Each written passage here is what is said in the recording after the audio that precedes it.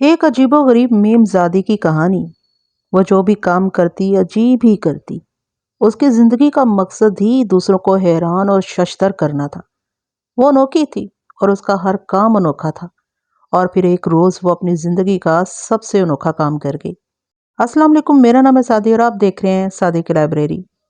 आज मैं आपके लिए इंस्पेक्टर अहमद नवाज खान साहब की डायरी से एक नहायत दिलचस्प केस लेकर हाजिर हुई हूँ।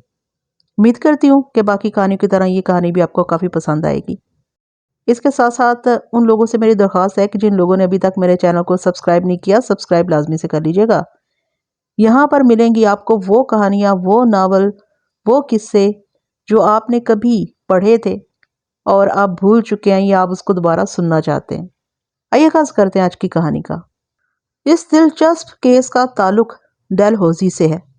डलहौजी में मेरी रिहाइश बड़ी पुरफिजा जगह पर थी।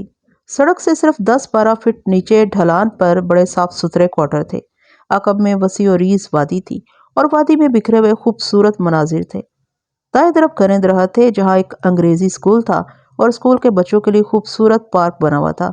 बाएं तरफ चश्मे का पानी एक आबशार की सूरत में नशेब में गिरता था। उस आबशार के गिर्द लोहे के सुर्ख जंगले लगे हुए थे।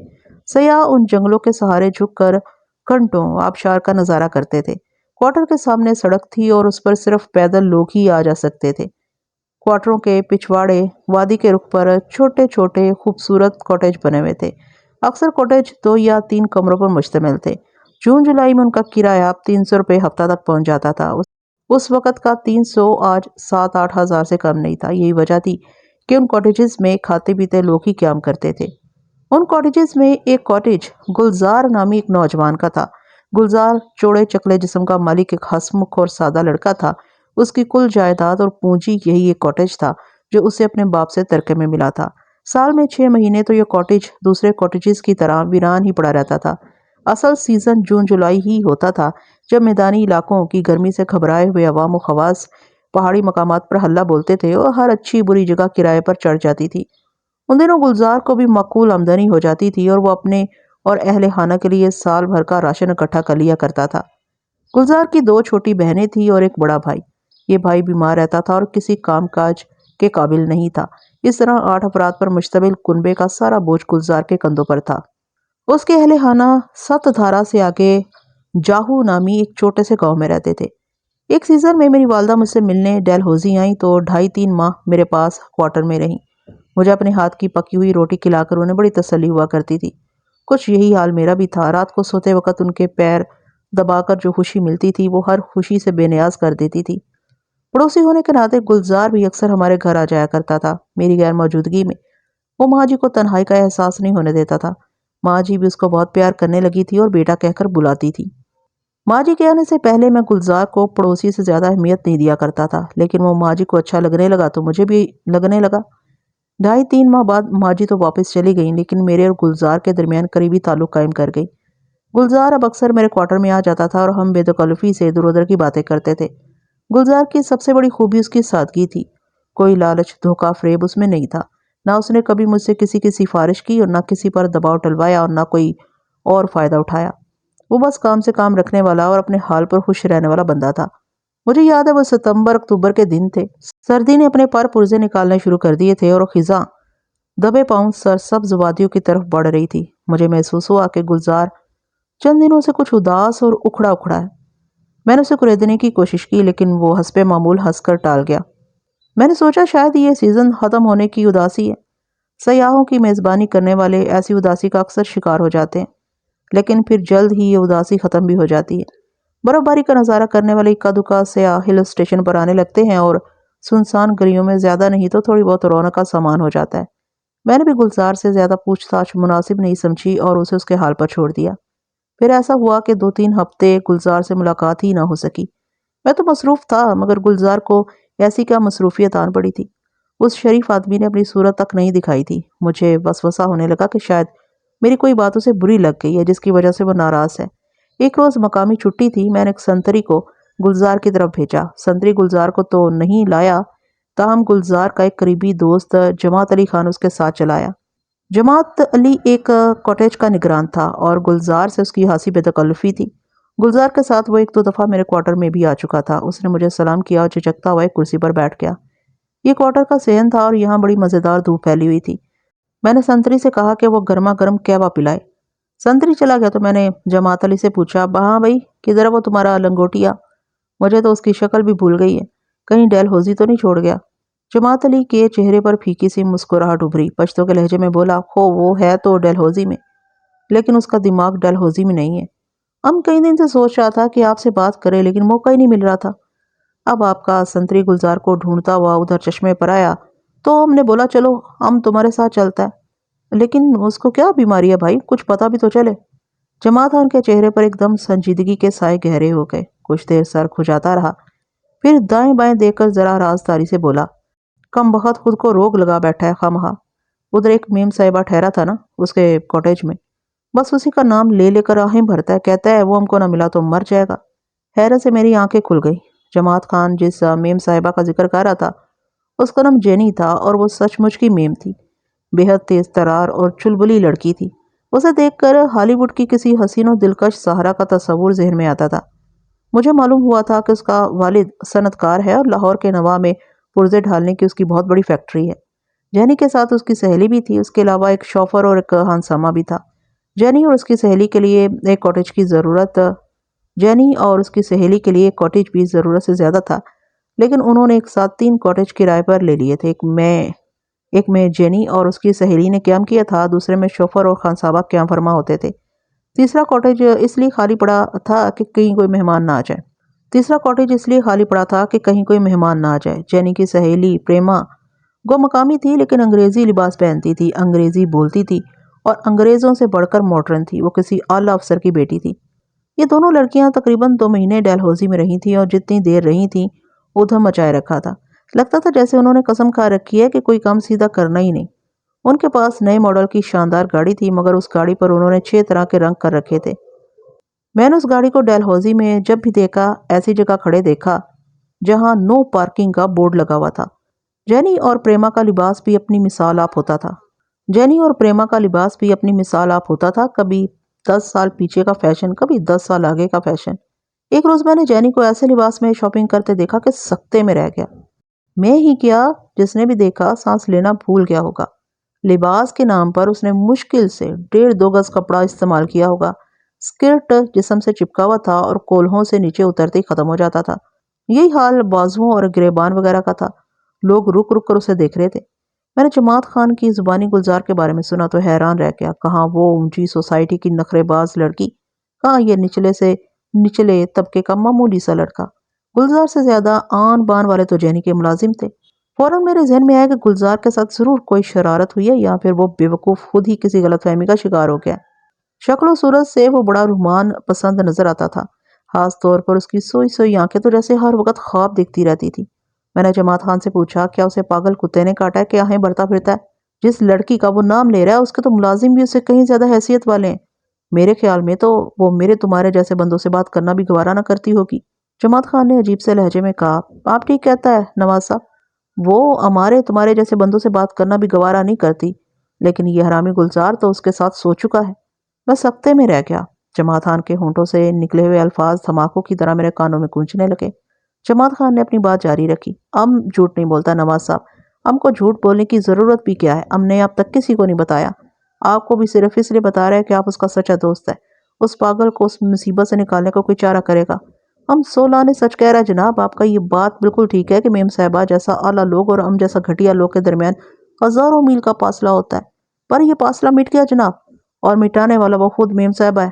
ہم کو معلوم نہیں اس نے ایسا کیوں کیا، پر اس نے کیا اور گلزار کو نیم پاگل بنا کر چلا گیا۔ میں نے اٹھ کر بیرونی دروازہ بند کر دیا اور جماعت خان سے کہا کہ وہ مجھے اس واقعے کی پوری تفصیل بتائے۔ جماعت خان نے اپنے مخصوص لہجے میں بولنا شروع کیا اور دھیرے دھیرے اس واقعے کے اسرار و رموز سے پردہ ہٹانے لگا۔ اس نے بتایا کہ یہ 1.5 ماہ پہلے کا واقعہ ہے۔ میم صاحبہ کو ڈیل ہوزی میں آئے 4 ہفتے ہو چکے تھے۔ وہ ہر دوسرے تیسرے دن اپنی سہیلی پریما کے ساتھ گھڑ سواری کے لیے نکلتی تھی۔ جینی اس گھوڑے پر سوار ہوتی تھی جو گلزار کے پاس ہے۔ گلزار کے پاس 2-3 گھوڑے بھی تھے، ان میں ایک گھوڑا بڑا شاندار تھا۔ کالج میں ٹھہرنے والے لوگ اکثر اس سے یہ گھوڑا کرائے پر لے لیتے تھے۔ جینی نے پورے 2 ماہ کے لیے اس گھوڑے کا ایڈوانس کرایہ گلزار کو دے رکھا تھا، اور اسے حکم تھا کہ ان 2 مہینوں کے دوران گھوڑا ہر وقت تیار رہے گا، جینی کے علاوہ کوئی اس پر سوار نہیں ہوگا، خود گلزار بھی نہیں۔ گلزار اس حکم کی پوری پابندی کرتا تھا۔ ہر روز 9 بجے کے قریب گھوڑے کو بنا سوار کر لگام سے تھامتا اور کاٹیج میں لے آتا تھا۔ اگر میم صاحبہ نے گھڑ سواری کے لیے جانا ہوتا تو شوفر گلزار کو بتا دیتا تھا، دوسری صورت میں گلزار اسے واپس لے جاتا تھا۔ ایک روز گلزار گھوڑا لے کر کاٹیج پہنچا تو شوفر اور خانسامہ کہیں گئے ہوئے تھے۔ کاٹیج میں صرف پریما اور میم صاحبہ تھی۔ پریما نے گلزار سے کہا کہ وہ لان میں بیٹھ جائے، میم صاحبہ ابھی باتھ روم میں ہے، تھوڑی دیر میں نکلیں گی تو بتائیں گی کہ گھوڑا چاہیے یا نہیں۔ گلزار وہی لان کے گوشے میں گھاس پر بیٹھ گیا۔ گھوڑا اس نے کاٹیج کے گیٹ سے باندھ دیا تھا اور وہ قریباً 1 گھنٹہ وہاں بیٹھا انتظار کرتا رہا۔ نہ میم صاحبہ کی صورت دکھائی دی، نہ اس کی سہیلی کی۔ دوسرے گھوڑے والا بھی کہیں دکھائی نہیں دیا۔ 10:30 پونے 11 بجے کے قریب پریما باہر نکلی اور اس نے گلزار سے کہا کہ میم صاحبہ تمہیں اندر بلا رہی ہیں۔ گلزار کا اوپر کا سانس اوپر رہ گیا، اسے اندیشہ ہوا کہ ضرور اسے کوئی غلطی ہو گئی ہے۔ یہ پہلا موقع تھا کہ اس طرح میم صاحبہ کی موجودگی میں وہ کاٹیج کے اندر قدم رکھ رہا تھا۔ دھڑکتے دل اور کانپتی ٹانگوں سے وہ اندر پہنچا اور اس کے ساتھ ہی اس پر حیرتوں کے پہاڑ ٹوٹنے شروع ہو گئے۔ وہ جیسے ایک حسین اور عجیب و غریب خواب میں کھو گیا۔ اس نے کبھی تصور بھی نہ کیا تھا کہ میم صاحبہ اسے اس طرح پیش آئیں گی۔ کہاں وہ آسمان کا ستارہ، کہاں وہ زمین کا کنکر۔ لیکن آسمان کا ستارہ کنکر سے کھیلنے زمین پر آ گیا تھا۔ وہ کھیل تو خواب تھا یا فریب تھا، گلزار کی سمجھ میں کچھ نہیں آ رہا تھا۔ خوابگاہ کی نیم تاریک فضا میں وہ تھی اور میم صاحبہ کی مہربان مسکراہٹیں تھیں۔ یہاں تک کہ شام کے 7 بج گئے۔ میم صاحبہ نے خوابگاہ کی گہری تاریکی میں گلزار کو مخاطب کیا، آج جو کچھ ہوا ہے اسے بھول جاؤ، ہمیشہ کے لیے۔ اگلے روز جب گلزار پھر 9 بجے گھوڑا لے کر آیا تو میم صاحبہ بالکل اجنبی نظر آ رہی تھی۔ نہ وہ مسکراہٹ، نہ وہ نرم لہجہ، نہ وہ نازو انداز، کچھ بھی کل والا نہیں تھا۔ یوں لگتا تھا کل کا دن میم صاحبہ کی زندگی میں آیا ہی نہیں، لیکن یہ دن گلزار کی زندگی میں تو آیا تھا، اور ایسے آیا تھا کہ وہ مر کر بھی اسے بھول نہیں سکتا تھا۔ اس واقعے کے بعد میم صاحبہ 3-4 ہفتے مزید ڈلہوزی میں رہی، لیکن پھر کبھی انہوں نے گلزار سے آنکھ ملائی نہ مطلب کے علاوہ کوئی بات کی، یہاں تک کہ اگست کے آخر میں وہ واپس چلی گئی۔ اب گلزار تھا، اس کی بے قراریاں تھیں۔ وہ میم صاحبہ کے عشق میں گرفتار ہو چکا تھا اور رات دن ناہیں بھرتا تھا۔ یہ ایک عجیب کہانی تھی جو جماعت خان کی زبانی مجھ تک پہنچی۔ ایسے واقعات عموماً جنوں پریوں کی کہانیوں میں ملتے ہیں اور کسی ہوش مند آدمی کے لیے ان پر یقین کرنا ممکن نہیں ہوتا۔ شاید میں بھی اس کہانی کو سنتے ہی جھوٹ اور خرافات قرار دے دیتا، لیکن چند ہفتے پہلے ایک ایسی بات ہو چکی تھی جس کے سبب میں ایسا نہیں کر سکا، اور جماعت خان کی باتیں سن کر میرے رگوں میں سنسناہٹ سی دوڑنے لگی۔ مجھے لگا یہ واقعہ حقیقت سے زیادہ دور نہیں ہے۔ اب میں آپ کو چند ہفتے پہلے کا وہ واقعہ بتاتا ہوں جو اسی تھانے میں اسی سیزن میں میرے سامنے پیش آیا، اور وقت گزرنے کے باوجود میرے ذہن میں پہلے روز کی طرح تازہ تھا۔ قریبی آبادی سے میرا عملہ سیوک سنگھ نامی ایک شخص کو پکڑ کر لایا۔ یہ شخص راج مزدور تھا اور آبادی میں تعمیر ہونے والی ایک عمارت میں مزدوری کر رہا تھا۔ ٹھیکیدار نے سیوک پر الزام لگایا تھا کہ اس نے اس کے کوٹ سے 100 روپے چوری کیے ہیں۔ ٹھیکیدار نے سیوک پر الزام لگایا تھا کہ اس نے اس کے کوٹ سے 100 روپے چوری کیے ہیں۔ یہ کوٹ ٹھیکیدار نے اتار کر کرسی کی پشت پر ڈالا ہوا تھا۔ میرا ASI سیوک کو پکڑ کر تھانے لے آیا۔ سیوک شکل و صورت سے ہی آوارہ سا نظر آتا تھا۔ اس کی عمر 22 سال کے لگ بھگ تھی۔ ہاتھ پاؤں مضبوط اور شانے چوڑے تھے۔ اس کے ساتھیوں نے بتایا کہ یہ ٹھرا پیتا ہے اور جو پیسے باقی بچتے ہیں ان سے ٹاکی یعنی کہ فلم دیکھ لیتا ہے۔ میرے ASI نے تھانے میں سیوک کو مار لگوائی تو اس نے 100 روپے کے علاوہ چھوٹی موٹی چند اور چوریاں بھی قبول کر لیں۔ جب حوالاتی اعتراف کرنے لگے تو تفتیش کرنے والا کا حوصلہ بلند ہو جاتا ہے اور اسے اطمینان ہو جاتا ہے کہ وہ ایک بے گناہ شخص کو مار پیٹ کا نشانہ نہیں بنا رہا۔ وہ زیادہ اعتماد کے ساتھ اسے پھینٹی لگاتا ہے اور اس پھینٹی کا نتیجہ کبھی کبھی کسی انکشاف کی صورت میں نکل آتا ہے۔ سیوک سنگھ کے معاملے میں بھی یہی کچھ ہوا۔ مار پیٹ سے جان بچانے کے لیے سیوک سنگھ نے انکشاف کیا کہ وہ ایک بہت بڑی میم صاحبہ کے ساتھ اس کے گھر میں رات گزار چکا ہے، اور وہ سب کچھ کر چکا ہے جو ایک جوان مرد اور عورت کرتے ہیں۔ ASI نے اس سے میم صاحبہ کا نام پوچھا تو سیوک نے یہ بتا کر ASI کے چکے چھڑا دیے کہ وہ پال کالونی کے 8 نمبر گیٹ میں رہتی ہے۔ یہ پتہ لکھپتی انگریز صنعت کار کی حسین و جمیل بیٹی جین شیلڈ عرف جینی کا تھا۔ ASI فوراً میرے پاس آئے اور بتایا کہ سیوک نامی حوالاتی یہ بات کہتا ہے۔ میں نے خود جا کر سیوک سے پوچھ گچھ کی۔ وہ حلفیہ کہہ رہا تھا کہ ایسا ہو چکا ہے۔ اس نے بتایا کہ ایک روز میں ڈاک خانے کے سامنے والے بتی والے چوک میں دوسرے مزدوروں کے ساتھ دہاڑی لگانے کے لیے بیٹھا ہوا تھا۔ سرخ رنگ کی ایک کار آئی، اس میں وہ میم صاحب تھی۔ انہوں نے مجھے پاس بلایا، دہاڑی طے کی اور کار میں بٹھا کر پال کالونی لے آئیں۔ यहाँ कोई खास काम नहीं था। मैं सारा दिन एक बागीचे में मट्टी इधर से उधर करता रहा। दोपहर को मुझे बड़ा लंबा चौड़ा खाना भी कोठी वालों ने ही खिलाया। शाम को मैं वापस जाने लगा तो अंग्रेज मेम साहिबा मुझे अंदर ले गई।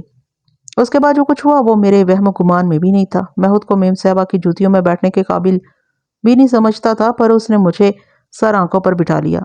सुबह मैं जाने लगा तो उसने 50 रुपए मेरी जेब में रख दी और कहा कि जो कुछ हुआ उसे भूल जाओ और आइंदा कभी इस तरफ आने की कोशिश न करना, ना ही किसी को इस वाक़े के बारे में बताना। मैं चंद दिन हैरान और परेशान फिरता रहा। फिर मैंने अपने मजदूर दोस्तों को इस बारे में बताया। वो मुझ पर हंसने लगे। उन्होंने कहा कि मैं नशा करके सारी रात किसी गंदी नाली में पड़ा रहा हूँ और उन्हें सब्ज परी की कहानी सुना रहा हूँ। उन्हें मेरी किसी बात पर यकीन नहीं आया। थक हार कर मैं चुप हो गया। जिन दो मजदूर साथियों को मैंने अपनी कहानी सुनाई थी उन्होंने मेरी बात पर यकीन नहीं किया, लेकिन उन्होंने जिस तीसरे शख्स को इस बारे में बताया वो बेवकूफ़ किस्मत आजमाने के लिए पाल कॉलोनी के 8 नंबर गेट पर चला गया। वो वहां गेट के सामने टहल रहा था कि 2 आदमियों ने उसे पकड़ लिया और मार मार कर कपड़े फाड़ दिए। फिर उसे सड़क पर मुर्गा बना दिया और छड़ियों से पीटा। बाद में उस पर कुत्ते छोड़ दिए जो उसे पाल कॉलोनी से 2 फरलांग दूर छोड़ आए। सेवक सिंह का वो बयान आज 2-3 महीने बाद हरफ ब हरफ मेरे कानों में गूंज रहा था। अब उस बयान पर यकीन ना करने की कोई वजह नहीं थी। ये बात अब साबित हो रही थी कि 1 महीना पहले गुलजार के खूबसूरत कॉटेज में कुछ बदसूरत काम होते रहे। मजदूर सेवक सिंह उन दिनों जुडिशल रिमांड पर जेल में था और मुझे तसल्ली थी कि ज़रूरत पड़ी तो मैं उसे तफसीली बयान ले सकूंगा। बड़े लोगों की बड़ी गलतियां होती हैं और वो छुप जाती हैं। छोटे लोग अक्सर छोटी सी गलती करते हैं तो वो भी छुप नहीं सकती। मेम साहबा ने गुलजार के कॉटेज में जो कारनामे दिखाए वो मामूली नहीं थे, लेकिन ना तो उस पर पकड़ हुई और न किसी ने उस बात को उछाला। किसी और की बात तो रही, एक तरफ खुद मैंने इस मामले को दबाने की कोशिश की। सबसे पहले जब सेवक सिंह ने मेम के बारे में बयान दिया तो मैंने उसे सख्ती से डांट दिया कि वो अपनी इस बकवास को अपने तक रखे और किसी के सामने जुबान ना खोले। जैनी कोई मामूली लड़की नहीं थी। उसने जो कुछ किया था बगैर कोई सबूत छोड़े किया था। अब अगर कोई उस पर इल्ज़ाम लगाता तो ये समझा जाता कि वो उसे बदनाम कर रहा है, और एक बरसूख अंग्रेज की बेटी को बदनाम करना कोई मामूली जुर्म नहीं था। मैं तो रहा एक तरफ इस जुर्म में हमारे एसपी साहब तक की पेटी उतर सकती थी। एसपी साहब की पेटी उतर सकती थी। सेवा के बाद गुलजार के साथ भी ऐसे ही वाक़या पेश आया था। मैंने गुलजार को अपने क्वार्टर में बुलाया और 2-2.5 घंटे लगाकर इत्मीनान से उसे समझाया कि जो कुछ हो गया है वो अब उसे भूल जाए। ये एक बड़ा ख़तरनाक मामला है और जहाँ रुक गया है उसे वहीं रुक जाना चाहिए। मैंने उसे ये भी कहा कि वो भूल कर भी इस वाक़े का जिक्र किसी और से ना करें। गुलजार ने मुझे जो जवाब दिया वो बड़ा बेवकूफ़ी का था। कहने लगा, लाला जी, मैं नहीं कहता कि मेम साहिबा पाक साफ है और मुझसे पहले वो किसी से नहीं मिली, लेकिन एक बात का मुझे यकीन है, उसने मुझे पसंद किया और यहाँ से जाकर वो दिन रात मुझे याद करती होगी। वो मुझे लाला कहता था। मेरा जी चाहा कि जूता उतार कर गुलजार के सर पर मारूं ताकि उसके दिमाग से इश्क के कीड़े छड़ें। वो खुद को परले दर्जे का चुगंद साबित कर रहा था। उसका रवैया उस नुखेज लड़के जैसा था जो पहली बार किसी तवाइफ के पास जाता है और समझता कि अब ये तवाइफ अपना कारोबार बंद करके बैठ जाएगी और सारी उम्र उसकी राह तकती रहेगी। मैंने गुलजार को समझाने की कोशिश की। वो हूँ हाँ में सर हिलाता रहा, मगर कोई बात भी उसके दिल पर असर नहीं करती थी। मैंने अंदाज़ा लगाया कि मेम साहिबा उसकी ज़िंदगी में आने वाली पहली औरत है और उससे मिलकर गुलजार ने जो अनोखा तजुर्बा हासिल किया है वो रोक की तरह उसके जहन से चिपका हुआ है। सब कुछ जानते बूझते भी वो ख्याल कर रहा था कि मेम साहिबा उससे हासिल खास अंदाज में मिली है और कभी उसे भूल नहीं पाएगी। उसने बड़े फ़ख्र से मुझे बताया कि बर्फ़बाजी के सीज़न में मेम साहिबा फिर यहाँ आ रही है और उसने वादा किया है कि वो मेरे ही कॉटेज में ठहरेगी। दिन गुजरते रहे। अक्टूबर का सारा महीना सर्द और खुश्क हवाएं चलती रहीं। नवंबर में हुनकी कुछ और बढ़ गई। दरख्तों के पत्ते जर्द होकर गिरने लगे। खिज़ां जो दबे पांव उन हसीन चोटियों की तरफ बढ़ रही थी, एकदम चस्त लगाकर नशेबो फराज पर छा गई। नवंबर के ख़त्म होते ही बर्फबारी के आसार नमूदार होने लगे। दिसंबर के पहले हफ्ते में शदीद बर्फबारी हुई और डलहौजी ने बर्फ का खूबसूरत लिबास पहन लिया। उस लिबास को देखने के लिए मैदानी इलाकों से लोग टोलियों की सूरत में यहाँ पहुंचने लगे। गलियों बाजारों की वीरानी दूर होने लगी। गुलजार बड़ी शिद्दत से मेम साहबा का इंतजार कर रहा था। कुछ अजीब सी हालत हो चुकी थी उसकी। हर वक्त खोया खोया रहता, घंटों चश्मे के किनारे खामोश बैठा रहता, कभी घोड़े पर बैठकर वादी में निकल जाता और 2-3 रोज बाद लौटता। मेम साहबा ने उसे दिसंबर के तीसरे हफ्ते में आने का वादा किया था। जो जो दिसंबर का तीसरा हफ्ता नज़दीक आ रहा था उसकी बेकरारी बढ़ती जा रही थी। वो जब भी मुझसे मिलता सबसे पहले तारीख पूछता कि लाहौर में मौसम कैसा होगा, बारिशों की वजह से रास्ते ख़राब तो नहीं हो गए होंगे, वगैरह वगैरह। صاف طور پر پتہ چلتا تھا کہ وہ میم صاحبہ کے انتظار کی ایک ایک گھڑی گن کر گزار رہا ہے، مگر اب زبانی طور پر اس کا اقرار نہیں کرتا تھا، کم از کم مجھ پر یہی ظاہر کر رہا تھا کہ میم صاحبہ کے متعلق اس نے سوچنا چھوڑ دیا۔ مجھ سے اس نے وعدہ کیا تھا کہ اپنی ماں کے کہے پر عمل کرتے ہوئے وہ اس ماہ اپنی منگنی بھی کرا لے گا۔ اس کا رشتہ اپنی ہی برادری میں ایک قبول صورت لڑکی سے ہو رہا تھا۔ دسمبر کا تیسرا ہفتہ گزرا اور چوتھا ہفتہ بھی گزر گیا، لیکن میم صاحبہ نہیں آئی۔ گلزار کی حالت قابل رحم تھی، وہ ظاہر کچھ نہیں کرتا تھا، لیکن ایسی بیماریاں چھپی کب رہتی ہیں۔ اس کا کھانا پینا چھوٹا ہوا تھا، رنگ زرد ہو چکا تھا اور رات جگہ سے آنکھیں دھندلائی رہتی تھی۔ ہر روز علیل صبح وہ اپنے ہاتھوں سے کاٹیج کی جھاڑ پونچھ کرتا، جھاڑو دیتا، گراؤنڈ میں پانی وغیرہ لگاتا، پھر گھوڑے کے کھانے دانے اور مالش سے فارغ ہو کر چشمے کے کنارے جا بیٹھتا۔ اپنی نگاہیں دور نیچے وادی میں بل کھاتی ہوئی سیاہ سڑک پر لگا دیتا، یہاں تک کہ شام ہو جاتی۔ یہ جنوری کی 2 یا 3 تاریخ کی بات ہے، چھٹی کا دن تھا۔ میں اپنے کوارٹر کے صحن میں سورج اور بادلوں کی آنکھ مچولی دیکھ رہا تھا کہ دروازے پر دستک ہوئی۔ میرے ملازم نے دروازہ کھولا۔ سرگودا سے آئے ہوئے ایک پارسی ڈاکٹر صاحب مجھ سے ملنا چاہتے تھے، ساتھ میں ان کے بیوی بچے بھی تھے۔ میں نے ذہن پر زور دیا تو ان کی صورت یاد آ گئی۔ وہ 1.5 سال پہلے گرمیوں کے سیزن میں یہاں چند روز قیام کر چکے تھے۔ یہاں سے میری مراد گلزار کا کاٹیج ہے۔ اس قیام کے دوران مجھ سے ان کی تھوڑی سی لیکس لیک ہو گئی تھی۔ میں نے ڈاکٹر صاحب کو اندر بلا لیا۔ انہوں نے اپنا مسئلہ بیان کرتے ہوئے کہا کہ ان کی بیوی بچے ایک بار گلزار کے کاٹیج میں رہ چکے ہیں، اب وہ ضد کر رہے ہیں کہ گلزار کے کاٹیج میں ہی رہیں گے۔ دوسری طرف گلزار کاٹیج خالی ہونے کے باوجود انہیں دینے پر رضامند نہیں ہے۔ میں نے گلزار کو بلایا، وہ کچھ برہم دکھائی دے رہا تھا۔ میں نے اسے ایک طرف لے جا کر کہا، کیا بات ہے بھائی، کیوں انکار کر رہے ہو ڈاکٹر صاحب کو؟ وہ بولا، لالا تم دیکھتے نہیں ہو، 6 بچے ہیں ان کے ساتھ، بچوں والی فیملی تو کباڑا کر دیتی ہے ہر چیز کا۔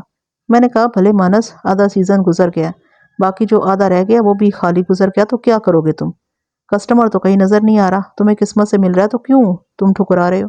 وہ چل کر بولا، لالا ایسے کسٹمر سے کاٹیج خالی رہے تو بہتر ہے۔ میں نے کہا، گلزارے، کسٹمر تو وہی ہے جسے تم نے پچھلے سال بڑے شوق سے کاٹیج میں ٹھہرایا تھا، مگر اب تمہاری سوچ وہ نہیں ہے۔ بڑی بے وقوفی کا کام کر رہے ہو تم، یہ بھی نہیں سوچتے کہ پورے گھرانے کا بوجھ تمہارے کندھوں پر ہے۔ کیا مطلب؟ وہ تنکر بولا، مطلب یہ کہ عشق سے خالی پیٹ نہیں بھرتا، جس کا انتظار کر رہے ہو وہ نہیں آئی اور نہ آئے گی۔ یہ لکھ لو میری بات کاغذ پر۔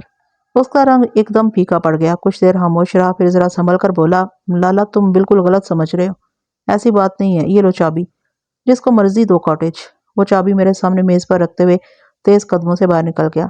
اسی ہفتے وہ بیمار پڑ گیا، پہلے سر میں درد ہوا، پھر تیز بخار چڑھ گیا۔ 5-6 روز اس نے ڈاکٹر کی دوائی کھائی، پھر کاٹیج کا کام اپنے دوست جماعت علی کے سپرد کر کے گاؤں چلا گیا۔ گاؤں سے اس کی واپسی کوئی 1 ماہ بعد ہوئی۔ میں نے اسے دیکھا تو بہت حیران ہوا، بے حد کمزور نظر آ رہا تھا، آنکھوں میں جیسے ایک مستقل آگ سی جل رہی تھی۔ اس نے مجھے بتایا کہ وہ جہلم جا رہا ہے، وہاں اس کا ایک چچا زاد بھائی ویلڈنگ کا کام کرتا ہے۔ ابھی اس کا ڈلہوزی میں تو کوئی کام ہے نہیں، تو وہ سوچ رہا ہے کہ وہاں جہلم میں چچا زاد بھائی کے ساتھ 3 ماہ لگا کر آئے۔ میں جانتا تھا بات کچھ اور ہے، پولیس والوں کا واسطہ دن رات جھوٹ بولنے والوں سے رہتا ہے، انہیں سچ جھوٹ کی پہچان عام آدمی سے زیادہ ہوتی ہے۔ مجھے شبہ تھا کہ جہلم صرف بہانہ ہے، گلزار دادا کی نگری لاہور جائے گا اور وہاں میم صاحبہ کو تلاش کرے گا۔ وہ اگر جہلم گیا بھی تو بہت جلد وہاں سے بستر بوریاں اٹھا کر لاہور پہنچ جائے گا۔ لاہور سے جہلم فاصلے کتنا ہے؟ زیادہ سے زیادہ 100 میل۔ میں نے سوچا کہ گلزار کو رکنا چاہیے، وہ آگ سے کھیلنے کی کوشش کر رہا تھا، اس کا جلنا یقینی تھا، کیونکہ حالات نے اس کے لباس پر غریبی کا تیل چھڑک رکھا تھا۔ گلزار میری والدہ کو اچھا لگتا تھا، اس لیے مجھے بھی اچھا لگتا تھا۔ میں نہیں چاہتا تھا کہ جسے ماں جی نے بیٹا کہہ کر پکارا ہے، وہ اجنبی شہر میں رسوا ہو اور ایک فاحشہ لڑکی کی خاطر اپنی عزت اور جان خطرے میں ڈالے۔ میں نے ارادہ کیا کہ آج رات اپنی نیند گلزار کی بہتری کے لیے قربان کر دوں۔ چھٹی کے بعد گلزار کے گاؤں پہنچوں اور اس کے گھر والوں سے کہوں کہ وہ منگنی شنگنی چھوڑیں اور سیدھے صبح 2 بول پڑھوا کر گلزار کے پاؤں میں بیوی کی زنجیر ڈال دیں۔ یہ حقیقت ہے کہ شادی عشق کے بڑے بڑے ڈھیٹ بھوتوں کو بھی مار بھگاتا ہے۔ عاشق شوہر بن کر گھر گرہستی کے ایسے چکر میں الجھتا ہے کہ دھیرے دھیرے سب کچھ بھول جاتا ہے۔ خود میرے پیارے مخبر بلال شاہ کے ساتھ بھی اس سے ملتا جلتا معاملہ تھا۔ آغاز شباب میں وہ ایک لڑکی کے عشق میں گرفتار ہوا تھا، وہ بھیڑ بکریاں پالنے والے لوگ تھے۔ جب بلال شاہ کی شادی کسی اور جگہ ہونے لگی تو اس نے محبوبہ سے کہا کہ پیاری، میری جان تو تمہارے پاس ہے، میرا باپ مجھے نہیں میری لاش کو سہرا باندھ رہا ہے۔ لاش نے سہرا باندھا تھا، اپنی شادی کے چاول کھائے تھے اور پھر اس لاش نے 10 عدد بچے پیدا کیے تھے۔ اب یہ لاش سب کچھ بھول چکی تھی، دودھ جلیبیاں کھاتی تھی اور رڑکے پیتی تھی اور بالکل زندہ انسانوں کی طرح لمبے لمبے ڈکار لیتی تھی۔ رات 8 بجے کے قریب جب میں اپنی سرکاری جیپ پر گلزار کے گاؤں جاموں جانے کی تیاری کر رہا تھا، جماعت خان میرے پاس آیا اور اس نے بتایا کہ گلزار جہلم جانے کے لیے آج 3 بجے ڈلہوزی سے روانہ ہو گیا۔ میں سر پکڑ کر رہ گیا۔ 2 ہفتے بعد میں نے جہلم کے ایڈریس پر گلزار کا پتہ کرایا۔ میرے ہیڈ کانسٹیبل کو گلزار کے چچا زاد بھائی نے بتایا کہ گلزار اس کے پاس آیا تھا۔ 5-6 روز اس نے کام کیا، بیماری سے اٹھا تھا، ابھی کمزوری باقی تھی۔ اسے پھر بخار چڑھنے لگا، کہنے لگا لاہور جا کر بڑے اسپتال میں دکھاؤں گا۔ بس میں بیٹھا لاہور چلا گیا، ابھی تک واپس نہیں آیا۔ یہ اطلاع میری توقع کے عین مطابق تھی۔ مجھے گلزار کی بیماری کا پتہ تھا اور اس بڑے اسپتال کا بھی جہاں اس نے جانا تھا۔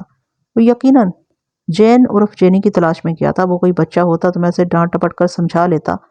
وہ عاقل بالغ اور اپنے اچھے برے کا ذمہ دار تھا۔ میں اسے کہاں تک رسی ڈال کر رکھتا، اور پھر میری اپنی مصروفیات بھی تھیں۔ تھانے دار کو تو بعض اوقات 8 پہر ڈیوٹی پر رہنا پڑتا ہے۔ میرے لیے بھی اس تھانے میں 100 طرح کے بکھیڑے تھے۔ ہر تیسرے چوتھے روز کوئی نہ کوئی سنگین واردات ہو جاتی تھی۔ مارچ کے آخر میں 7 دھارا کے نزدیک ڈکیتی کی ایک بڑی واردات ہوئی اور میں اس میں ایسا الجھا کہ 2-3 ہفتے ارد گرد کی خبر نہ رہی۔ پٹھان کوٹ اور چمپا میں تفتیش کرنے کے بعد ایک روز میں ڈلہوزی واپس آیا تو میرے ASI نے کئی دوسری اطلاعات کے ساتھ ساتھ گلزار کے بارے میں بھی اطلاع دی۔ اس نے بتایا کہ گلزار کی ماں گاؤں سے آئی ہوئی ہے اور میرے ہی کوارٹر میں رہائش پذیر ہے۔ وہ گلزار کے بارے میں بہت پریشان تھی اور چاہتی تھی کہ لاہور میں گلزار کا پتہ کرایا جائے۔ میرے ASI نے مجھ سے پوچھے بغیر ہی 2 کانسٹیبل روانہ کر دیے تھے تاکہ وہ گلزار کا اتا پتہ معلوم کریں۔ ASI اس کے سوا اور کر بھی کیا سکتا تھا۔ بہرحال میں گھر پہنچا۔ گلزار کی ماں کے ساتھ اس کی بڑی بیٹی بھی آئی ہوئی تھی۔ دونوں زاروں کی طرح رو رہی تھی۔ گلزار نے ڈلہوزی سے جانے کے بعد کوئی پیسہ نہیں بھیجا تھا۔ نتیجہ یہ نکلا تھا کہ گھر میں فاقے چل رہے تھے۔ یہ فاقے بھی برداشت کیے جا سکتے تھے، مگر یہ تو پتہ چلتا کہ گلزار ہے کہاں۔ جہلم سے گلزار کے چچا نے جو خط لکھا تھا اس میں یہی بتایا گیا تھا کہ وہ چند روز اس کے پاس ٹھہرنے کے بعد لاہور چلا گیا۔ میں نے ماں بیٹی کو ہر طرح تسلی دی اور انہیں خود واپس گاؤں چھوڑ کر آیا۔ میں نے انہیں کہا کہ جیسے ہی گلزار کا اتا پتہ معلوم ہوتا ہے میں انہیں خود بتا کر جاؤں گا۔ واپس آتے ہوئے میں نے گلزار کے بھائی کی جیب میں چپکے سے چند روز کا خرچہ ڈال دیا۔ لاہور گئے ہوئے کانسٹیبل پورے 1 ہفتے کے بعد واپس آئے۔ یہ بڑے ہوشیار کانسٹیبل تھے اور سادہ کپڑوں میں سنکن لینے کا وسیع تجربہ تھا انہیں۔ ان میں سے ایک کانسٹیبل نے شاہی والے کیس میں بڑی مدد کی تھی۔ ان کانسٹیبلوں نے گلزار کے متعلق جو اطلاع دی ہرگز تسلی بخش نہیں تھی۔ انہوں نے بتایا کہ پچھلے مہینے گلزار نہ صرف لاہور پہنچا تھا بلکہ میم صاحبہ سے ملنے ان کی رہائش گاہ تک گیا تھا۔ یہ وسیع اور عریض رہائش گاہ ماڈل ٹاؤن کے ایک شاندار علاقے میں تھی اور اس علاقے میں کوئی ایرا گیرا شخص قدم بھی نہیں رکھ سکتا تھا۔ میرے کانسٹیبلوں کی حاصل کردہ معلومات کے مطابق میم صاحبہ کے والد گرامی کا نام الفریڈ تھا۔ الفریڈ پکی عمر کا ایک لمبا چوڑا انگریز تھا۔ وہ کئی گز لمبی کار میں گھومتا تھا۔ اس کی کار میں ہر وقت ایک نہایت خوفناک صورت کا براؤن کتا موجود رہتا تھا۔ الفریڈ کی رہائش گاہ کے نزدیک ہی ایک کوٹھی میں کوئی کرنل صاحب رہتے تھے۔ کرنل کی کوٹھی کا چوکیدار پولیس کا ریٹائرڈ ملازم تھا۔ میرے کانسٹیبلوں نے اسی ملازم سے رابطہ کر کے گلزار کے بارے میں سنگن لی تھی۔ کرنل نے چوکیدار سے بتایا تھا کہ پچھلے مہینے 15-16 تاریخ کو انگریز الفریڈ کی کوٹھی میں کوئی پارٹی تھی۔ گیٹ پر روشنیاں لگی ہوئی تھیں اور 15-20 گاڑیاں کھڑی تھیں۔ شام سے تھوڑی دیر پہلے شلوار قمیض والا ایک نوجوان گیٹ پر آیا اور چوکیدار سے باتیں کرنے لگا۔ اس نوجوان کا حلیہ گلزار سے ملتا جلتا تھا۔ اس نے پہاڑی چپل پہن رکھی تھی اور سر پر چترالی طرز کی ٹوپی تھی۔ وہ کافی دیر مسٹر الفریڈ کے چوکیدار سے باتیں کرتا رہا، پھر ان کی یہ باتیں بحث کی شکل اختیار کر گئیں۔ 1-2 ملازم اور بھی اکٹھے ہو گئے اور انہوں نے نوجوان کو دھکے دے کر گیٹ سے ہٹا دیا۔ اگلے روز کرنل کے چوکیدار نے اس پہاڑی نوجوان کو پھر بنگلے کے ارد گرد منڈلاتے دیکھا۔ اس سے پہلے کہ وہ اسے پوچھ گچھ کرتا، مسٹر الفریڈ کی کوٹھی سے سرخ رنگ کی گاڑی نکلی۔ نوجوان نے ہاتھ دے کر گاڑی کو روکا، اس کی کھڑکی میں جھک کر کچھ دیر باتیں کرتا رہا۔ اس کا انداز بڑا خوشامدی تھا۔ تھوڑی دیر بعد گاڑی کا دروازہ کھلا، نوجوان اس میں بیٹھ کر چلا گیا۔ کرنل کے چوکیدار نے جو کچھ بتایا تھا اس کے مطابق سرخ رنگ کی وہ گاڑی ماڈل ٹاؤن کے سب سے امیر اور بااثر شخص لالا ہر پرساد کے اکلوتے بیٹے پرتھی پال کی تھی۔ چوکیدار کے مطابق پرتھی پال ایک بہت پڑھا لکھا اور فیشنیبل نوجوان ہے، لیکن اس کے ساتھ ساتھ ایک بہت بڑا گنڈا بھی ہے۔ درجنوں لوگوں کے ہاتھ پاؤں توڑ چکا ہے اور اسے جاننے والے اس کے نام سے کانپتے ہیں۔ یہ پرتھی پال مسٹر الفریڈ کی بیٹی جین کا منگیتر ہے اور مسٹر الفریڈ کے گھر آتا جاتا رہتا ہے۔ اس کی گاڑی میں پہاڑی نوجوان کا بیٹھ کر چلے جانا خطرے کی نشانی ہے۔ دونوں کانسٹیبلوں نے اپنے طور پر بہت کوشش کی تھی کہ گلزار کا کوئی سراغ ملے، لیکن پرتھی پال کی گاڑی میں بیٹھ کر چلے جانا اس کا آخری سراغ ثابت ہوا تھا۔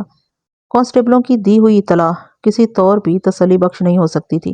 حالات بالکل ویسا رخ اختیار کر رہے تھے جیسا میں نے اندازہ لگایا تھا۔ گلزار میم کی سنہری زلفوں میں الجھ کر لاہور پہنچا تھا اور وہاں سے گمشدہ ہو گیا تھا۔ ادھر ڈلہوزی میں اس کے گھر والوں پر قیامت گزر رہی تھی۔ میں نے گلزار کی ماں سے وعدہ کیا تھا کہ جلد گاؤں آ کر اسے گلزار کی خیر خیریت سے آگاہ کر دوں گا اور ہو سکتا ہے گلزار کو اپنے ساتھ ہی لے آؤں۔ اب سمجھ میں نہیں آ رہا تھا کہ کس منہ سے گاؤں جاؤں اور انہیں تسلی دوں۔ گلزار کو ڈلہوزی سے نکلے اب تقریباً 7 ہفتے ہو چکے تھے اور گزرنے والے ہر دن کے ساتھ اس کی گمشدگی سنگین ہوتی جا رہی تھی۔ 2-3 روز کے اندر میں نے تھانے میں اپنے ضروری کام نپٹائے اور کانسٹیبل احسان الہی کو لے کر ڈلہوزی سے عازم لاہور ہو گیا۔ ہم پٹھان کوٹ سے ٹرین میں پنڈی پہنچے اور وہاں سے بذریعہ باز ایک دشوار سفر کے بعد لاہور آ گئے۔ یہ اپریل کا مہینہ تھا، لاہور میں بھی گرمی کا زور نہیں ہوا تھا، لیکن ڈلہوزی کی ٹھنڈی ٹھار ہواؤں سے نکل کر آئے تھے، لہٰذا ہمیں کافی گرمی محسوس ہو رہی تھی۔ لاہور پہنچتے ہی مقامی تھانے کا رخ کیا۔ ایس ایچ او ناتھا سنگھ ایک مددگار شخص تھا۔ میرے دونوں کانسٹیبل پہلے ہی اس سے مل چکے تھے، لہٰذا اس کیس کی الف بے اسے معلوم تھی۔ وہ مجھے کچھ ڈرا ڈرا سا لگا۔ اس ڈر کی وجہ کوئی ڈھکی چھپی بات نہیں تھی۔ میں جس معاملے کی چھان بین لے کر آیا تھا اس میں مسٹر الفریڈ اور ہر پرشاد جیسے لوگوں کا نام آ رہا تھا۔ اگر خدا نہ خواستہ یہ معاملہ بگڑ جاتا تو ناتھا سنگھ کے لیے تو قیامت ہی آ جانا تھی۔ میں نے فیصلہ کیا کہ کوئی بھی کارروائی کرنے سے پہلے ناتھا سنگھ کو سب کچھ بتا کر پوری طرح اپنے اعتماد میں لے لوں۔ میں نے اسے گلزار اور جین یعنی کہ میم صاحبہ کی پوری سٹوری سنائی۔ جب میں نے ناتھا سنگھ کو بتایا کہ مسٹر الفریڈ کی یہ خوبصورت بیٹی گھر سے دور جا کر کیا گل کھلاتی رہی، وہ بھی ششدر رہ گیا۔ ناجائز تعلقات اور وہ بھی بالکل معمولی قسم کے لوگوں سے۔ حیرت کی بات تھی، جین جیسی لڑکیاں تو جس پھل کی طرف ہاتھ بڑھائیں وہ شوق سمیت ہاتھ میں آ جاتا ہے۔ اعلیٰ خاندانوں کے حسین و جمیل نوجوان جین جیسی لڑکی کے دوستی کے خواہش مند ہو سکتے تھے، پھر وہ کیوں راج مزدوروں، ڈرائیوروں، چوکیداروں پر نگاہ کر رہی تھی؟ ناتھا سنگھ میری بات سن کر گہری سوچ میں ڈوب گیا، کہنے لگا، نوازان میری سمجھ میں ایک ہی بات آتی ہے، یہ جو کڑی ہے نا، پٹھی مت لے کر پیدا ہوئی ہے۔ تھوڑا بہت میں بھی جانتا ہوں اسے، اس میں کوئی کلسیدی ہے ہی نہیں، بس دوسروں کو حیران کرنا جانتی ہے، چاہے اس کے لیے سارے کپڑے اتار کر بھرے بازار میں کھڑا ہونا پڑے۔ یہ پچھلی دیوالی کی بات ہے، وہ اور اس کی سہیلی حرامجادی، کیا نام ہے اس کا، ہاں وہ پریما، وہ دونوں اپنی 10 گز لمبی کار میں بیٹھ کر پرانی انارکلی میں دہی بھلے کھانے پہنچ گئیں۔ اوپر سے ایسا لباس پہن رکھا تھا کہ 6 سال کا بچہ بھی دیکھے تو ایک دم پھڑک اٹھے۔ وہاں تو مجمع لگ گیا تماش بینوں کا، ایک سے بڑھ کر ایک بہن کا ویر تھا۔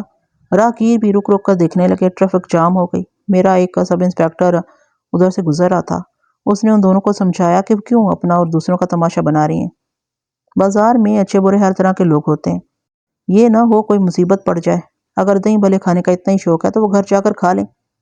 بس اتنی سی بات پر حرام جادیاں آگ بگولا ہو گئیں، سب انسپیکٹر کی بے عزتی کر ڈالی۔ وہ تو بندہ سمجھدار تھا، ہوا کا رخ دے کر پیچھے ہٹا، ورنہ ہو سکتا تھا تھپڑ چھپڑ ہی پڑ جاتے بیچارے کو۔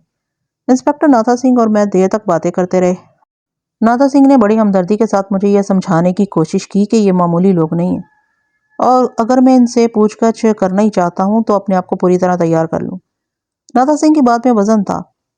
میں اسی روز ہیڈ کوارٹر میں انگریز ایس ایس پی صاحب سے رابطہ قائم کیا تھا اور انہیں صورتحال بتائی۔ عام طور پر انگریز افسر اپنے کسی ہم وطن کے خلاف کسی مقامی کو کارروائی کی اجازت نہیں دیا کرتے تھے، لیکن ایس ایس پی صاحب مجھے عرصے سے جانتے تھے اور کئی کیسوں میں میری مدد کر چکے تھے۔ انہوں نے میری بات تسلی سے سنی، پھر کہنے لگے، مسٹر الفریڈ اور لالا ہر پرشاد دونوں شہر کے معزز لوگوں میں سے ہیں، لیکن میں سمجھتا ہوں کہ قانون سے بالاتر کوئی نہیں۔ تم اگر ہر پرشاد کے بیٹے سے پوچھ گچھ کرنا چاہتے ہو تو ضرور کرو۔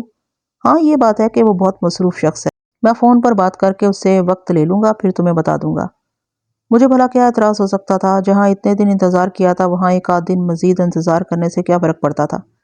تیسرے روز ایس ایس پی صاحب نے انسپیکٹر ناتھا سنگھ کو فون کر کے بتایا کہ انسپیکٹر نواز خان آج دوپہر ٹھیک 3 بجے پرتھی پال کے آفس واقع ڈیوس روڈ پر پہنچ جائے۔ میں ٹھیک 3 بجے پرتھی پال کے دفتر پہنچ گیا۔ یہ دفتر ایک بہت بڑی عمارت میں تھا۔ عمارت کی پیشانی پر دھات کے بڑے خوبصورت الفاظ میں ونڈر کارپیٹس ڈیلرز کے الفاظ آویزاں تھے۔ پرتھی پال نے کاراستہ و پیراستہ دفتر میں مجھے ملاقات کا اعزاز بخشا۔ وہ شکل و صورت سے ہی ایک بگڑا ہوا رئیس زادہ نظر آتا تھا، گلے میں سونے کی موٹی زنجیر، ہاتھوں میں ڈائمنڈ کی انگوٹھیاں، آنکھوں میں سنہری فریم کی اینک۔ وہ ایک وسیع میز کے پیچھے بیٹھا مجھے حشم کی نظروں سے گھورا تھا، جیسے پوچھ رہا ہو، اچھا تو یہ تم ہو وہ 2 ٹکے کے انسپیکٹر جس نے مجھ سے پوچھ تاچھ کرنے کی جرات کی ہے؟ بیٹھو، اس نے اپنے بھاری بھرکم لہجے میں کرسی کی طرف اشارہ کرتے ہوئے کہا۔ میں بیٹھ گیا۔ کہو میں کیا سیوا کر سکتا ہوں تمہاری؟ وہ اکھڑے ہوئے لہجے میں بولا۔ اس کے انداز سے لگتا تھا جیسے ملزم میں ہوں اور وہ تھانے دار ہے۔ میں نے کہا پرتھی پال، ڈیل ہوزی کا ایک نوجوان گلزار پچھلے 1.5 ماہ سے لاپتہ ہے۔ ہم اسی کی تلاش میں یہاں آئے ہیں۔ ہمیں معلوم ہوا ہے کہ یہ نوجوان مسٹر الفریڈ کی رہائش گاہ کے آس پاس دیکھا گیا تھا۔ میں اسی سلسلے میں آپ سے چند سوال کرنا چاہتا ہوں۔ وہ طنزیہ لہجے میں بولا۔ میں آپ کے سوالوں کے جواب دینے کے لیے ہی تو یہاں بیٹھا ہوا ہوں۔ اب آپ منہ سے کچھ نکالیں گے تو مجھے پتہ چلے گا نا کہ مجھے کیا جواب دینا ہے۔ میں نے کہا پچھلے مہینے 16 تاریخ کو بروز جمعرات مسٹر الفریڈ کی رہائش گاہ پر ایک سالگرہ پارٹی تھی۔ کیا آپ اس پارٹی میں شریک ہوئے تھے؟ بالکل ہوا تھا، پرتھی پال نے جواب دیا۔ ہوتا کیوں نہ، وہ جینی کی سالگرہ تھی اور جینی میری ہونے والی لائف پارٹنر یعنی کیا کہتے ہیں بیوی ہے۔ آپ اس پارٹی میں کب سے کب تک رہے؟ شروع سے آخر تک۔ میں ٹائم پوچھنا چاہتا ہوں۔ پرتھی پال مجھے گھورتے ہوئے بولا۔ بال کی کال اتارنا چاہتے ہیں تو یہ کوئی اچھا شوق نہیں ہے۔ گستاخی معاف، میں شوق کے لیے نہیں قانونی ضرورت کے تحت پوچھ رہا ہوں۔ وہ گہری سانس لے کر بولا۔ پارٹی قریباً ساری رات چلتی رہی تھی۔ صبح دم اکثر مہمان انیکسی میں ہی سو گئے تھے۔ میں بھی صبح 10-11 بجے اٹھ کر آیا تھا۔ میں نے پوچھا کہ اس سے پہلے بھی ایسا ہوتا رہا ہے کہ آپ نے اپنی منگیتر کے گھر شب بسر کی ہو؟ وہ تیکھے لہجے میں بولا۔ بالکل ہوتا رہا ہے۔ نچلے لوگوں جیسی تنگ نظری ہمارے گھرانوں میں نہیں ہوتی۔ ہم اکٹھے گھومتے پھرتے ہیں، پارٹیوں میں جاتے ہیں۔ اکثر پارٹیاں رات دیر تک چلتی رہتی ہیں اور شام کو گئے ہوئے مہمان صبح ہی واپس آتے ہیں۔ میں نے کہا پرتھی پال صاحب، آپ کے بیان سے ظاہر ہوتا ہے کہ شام کے وقت آپ مسٹر الفریڈ کی کوٹھی میں تھے۔ چند گواہوں کے مطابق شام کے وقت کوٹھی کے گیٹ پر چھوٹا سا جھگڑا ہوا تھا۔ ایک اجنبی نوجوان کوٹھی میں جانا چاہتا تھا۔ چوکیداروں نے اسے روکا تھا اور بحث و تکرار کے بعد دھکے دے کر اسے وہاں سے چلتا کیا تھا۔ آپ کو اس جھگڑے کے بارے میں پتہ ہے؟ پرتھی پال بولا۔ تم نے ذکر کیا تو مجھے یاد آیا کہ شام کے وقت گیٹ پر کچھ ہلا گلا ہوا تھا۔ یہ ایک ہبتی سا پہاڑی لڑکا تھا، کپڑے بوسیدہ تھے اور داڑھی بڑھی ہوئی تھی۔ غالباً اس نے کچھ نشہ وغیرہ بھی کر رکھا تھا۔ کہہ رہا تھا کہ میں نے میم صاحبہ سے ملنا ہے۔ میم صاحبہ سے اس کی مراد غالباً جینی ہی تھی۔ چوکیدار نے پوچھا کہ میم صاحبہ سے تمہارا کیا واسطہ ہے؟ میں میم صاحبہ کا خادم ہوں، ان کا سیوک ہوں۔ انہوں نے میرا بنگلہ بک کر رکھا ہے۔ میں نے اسے پوچھنا ہے کہ وہ میرے بنگلے میں رہنے آئیں گی یا نہیں۔ پتہ نہیں کیا واہی تباہی بکرا تھا۔ چوکیدار پہلے تو اسے سمجھاتے رہے، وہ باز نہیں آیا تو انہوں نے اس کی مرمت کر دی اور دھکے دے کر وہاں سے ہٹا دیا۔ میں نے پوچھا موقع پر موجود مہمانوں کا نوجوان کے بارے میں کیا خیال تھا؟ وہ بولا خیال کیا ہونا تھا، وہ اسے ولی اللہ سمجھنے سے تو رہے۔ سب دیکھ رہے تھے کہ وہ پاگل سا نشے باز ہے۔ میں نے پوچھا اس نوجوان سے آپ کی دوسری ملاقات کب ہوئی؟ وہ بولا ابھی تو نہیں ہوئی ہے۔ اگر ہو گئی تو میں سب سے پہلے تمہیں اطلاع دوں گا۔ لیکن کچھ لوگوں کا خیال ہے کہ وہ نوجوان پارٹی سے اگلے روز 10 بجے کے قریب آپ کی گاڑی میں بیٹھ کر آپ کے ساتھ گیا تھا۔ وہ سگریٹ کا کش لے کر بولا۔ جن لوگوں کا یہ خیال ہے انہیں 4 نمبر بس میں بٹھا کر پاگل خانے پہنچا دو، یا پھر انہیں باولے کتے نے کاٹا ہوگا، ان کا علاج کراؤ۔ پرتھی پال کا لہجہ بڑا تند و تیز تھا۔ میں نے اندازہ لگایا کہ اگر میں نے اسے مزید کوریدنے کی کوشش کی تو وہ بھڑک اٹھے گا۔ میں نے موضوع بدل دیا اور تھوڑی ادھر ادھر کی باتیں کر کے اس کے پاس سے اٹھایا۔ پرتھی پال سے ملاقات کے بعد میں نے ضروری سمجھا کہ اس چوکیدار سے ملاقات کی جائے جس نے 1 مہینہ پہلے گلزار کو پرتھی پال کی سرخ کار میں سوار ہوتے دیکھا تھا۔ اس چوکیدار سے ملاقات کرنل کی کوٹھی میں ہی ہو سکتی تھی۔ شام کو میں سادہ لباس میں کرنل کی کوٹھی جا پہنچا۔ چوکیدار کا نام محمد حسین تھا اور وہ پنجاب پولیس میں حوالدار رہ چکا تھا۔ مہندی رنگے بالوں والا یہ ادھیڑ عمر شخص مجھے بڑے تپاک سے ملا۔ میرے کانسٹیبلوں سے اسے میرے بارے میں سب کچھ معلوم ہو چکا تھا۔ کرنل کی کوٹھی کے گیٹ پر لکڑی کا بنا ہوا ایک سبز رنگ کا کیبن تھا۔ اس کیبن میں 2 کرسیاں اور ایک چارپائی پڑی تھی۔ ایک 303 رائفل، گولیوں والا ایک بیلٹ، ایک ٹارچ، چائے کے برتن اور چابیوں کا ایک بڑا گچھا۔ یہ اس کیبن کی کل کائنات تھی۔ میں محمد حسین کے ساتھ چارپائی پر جا بیٹھا۔ کوٹھی میں مکمل تاریکی تھی۔ معلوم ہوا کہ کرنل صاحب ہمارے اہل و عیال کہیں گئے ہوئے ہیں۔ کیبن کی ایک کھڑکی سے تارکول کی صاف ستھری سڑک نظر آتی تھی۔ وہ سڑک کی دوسری جانب کوئی 100 گز کے فاصلے پر مسٹر الفریڈ کی کوٹھی کا جہازی سائز گیٹ تھا۔ چوکیدار محمد حسین نے مجھے تفصیل سے بتایا کہ وہ کہاں بیٹھا تھا، شلوار قمیض والا پہاڑی نوجوان کہاں گھوم رہا تھا اور پرتھی پال نے کس جگہ گاڑی روک کر نوجوان کو گاڑی میں سوار کرایا تھا۔ میں نے چوکیدار محمد حسین سے کہا تم جو کچھ بتا رہے ہو اسے ثابت ہوتا ہے کہ 17 مارچ کی صبح پرتھی پال نے گلزار کو کسی برے ارادے کے ساتھ اپنی گاڑی میں بٹھایا اور کہیں لے کر چلا گیا۔ اب 2 ہی صورتیں ہو سکتی ہیں، وہ اسے قتل کر چکا ہے یا پھر کسی محفوظ جگہ پر حبس بجا میں رکھا ہوا ہے۔ اب سوچنے کی بات یہ ہے کہ ایسی محفوظ جگہ کون سی ہو سکتی ہے؟ محمد حسین نے کہا جناب اس بارے میں نے بھی سوچ بچار کی ہے۔ میرا خیال ہے کہ آپ کو کالا شاہ کاکو فیکٹری سے پتہ کرنا چاہیے۔ میں کالا شاہ کاکو کی فیکٹری کا ذکر پہلی بار سن رہا تھا۔ میں نے پوچھا یہ کس کی فیکٹری ہے؟ میرے علم کے مطابق اس فیکٹری کی زمین پرتھی پال صاحب کو اپنی منگنی کے تحفے میں ملی ہے۔ اب اس زمین پر وہ اتنے خرچے سے فیکٹری بنوا رہے ہیں۔ بڑی لمبی چوڑی عمارت ہے۔ سیلاب کی وجہ سے فیکٹری میں پانی چلا گیا تھا، اس لیے پچھلے 5-7 مہینے سے وہاں کام رکا ہوا ہے۔ پرتی پال صاحب وہاں اکثر آتے جاتے رہتے ہیں، سنا ہے وہاں رنگرلیاں بھی ہوتی ہیں۔ پرتی پال صاحب نے وہاں 2-3 کمرے بنوا رکھے ہیں جہاں اپنے دفتر کی ملازم لڑکیوں کو نوکری پکی کرنے کے لیے لے جاتے رہتے ہیں۔ میرا دل گواہی دے رہا ہے جی کہ اگر پرتی پال صاحب نے اس لڑکے کو کسی بری نیت سے گاڑی میں بٹھایا تھا تو ضرور اس فیکٹری میں لے گئے ہوں گے۔ وہاں ایک تو کیا 50 بندے بڑی آسانی سے قید رکھے جا سکتے ہیں، اور اگر کسی کو قتل کر کے مدعا غائب کرنا ہو تو بھی وہ جگہ بڑی مناسب ہے۔ رات خنک اور پرسکون تھی۔ 14ویں تاریخ تھی اپریل کی، اور چاند کی بھی غالباً 14ویں-15ویں ہی تھی۔ زرد چاندنی گندم کے سنہری کھیتوں پر گر کر کچھ اور بھی زرد نظر آ رہی تھی۔ میں نے اپنی شیپ فیکٹری کے بلند و بالا گیٹ سے کوئی 1 فرلانگ دور جنتر اور کیکر کے گھنے درختوں میں روک دی۔ میں سادہ لباس میں تھا۔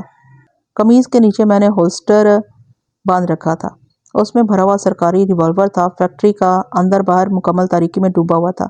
صرف لوہے کے زنگ آلود گیٹ کے قریب کچھ روشنی نظر آ رہی تھی۔ روشنی کی موجودگی سے اشارہ ملتا تھا کہ شاید فیکٹری میں چوکیدار موجود ہو، لیکن یہ کوئی ضروری بھی نہیں تھا۔ میں گیٹ کے قریب سے گزرا اور درختوں میں ٹہلتا ہوا 4 دیواری کے ساتھ ساتھ آگے بڑھنے لگا۔ جو ہی میں فیکٹری کے پچھواڑے پہنچا تو مجھے ٹھٹک کر رک جانا پڑا۔ فیکٹری کی دیوار کے ساتھ ہی مزدوروں کی چند جھوپڑیاں نظر آ رہی تھیں۔ ایک شخص لپک کر میرے سامنے آیا اور بڑے ادب سے جھک کر سلام کیا۔ وہ ایک ادھیڑ عمر شخص تھا، جسم پر فقط ایک لنگوٹی تھی اور چاندنی میں پسلیاں نمایاں نظر آ رہی تھیں۔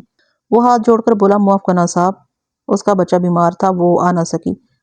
آج آپ نہ آتے تو میں ابھی خود چھوڑ کر آتا اسے۔ معاف کر دیں صاحب، وہ بالکل تیار ہے، میں 1 سیکنڈ میں حاضر کرتا ہوں اسے۔ پھر وہ تیزی سے مڑا اور جھونپڑے کی طرف منہ کر کے دبی آواز میں بولا، ہو راجی چل آ جا باہر، بابو صاحب آئے ہیں۔ میں حیرت میں گم یہ سب کچھ دیکھ رہا تھا۔ 2 سیکنڈ بعد جھونپڑے کا پردہ ہلا اور ایک ہیولا سا نکل کر میرے سامنے کھڑا ہو گیا۔ وہ 24-25 سال کی ایک عورت نما لڑکی تھی۔ رنگ گندمی، آنکھیں بڑی بڑی اور جسم نازک لیکن فاقہ زدہ۔ مدکوک بوڑھا مجھے اور لڑکی کو آمنے سامنے چھوڑ کر گنہگار انداز میں جھونپڑے کے اندر غائب ہو گیا۔ میں چند سیکنڈ تو مبہوت کھڑا رہا، پھر تیزی سے فیصلہ کیا اور ایک طرف چل دیا۔ لڑکی پائل اور چوڑیاں چھنکاتی میرے ساتھ آئی۔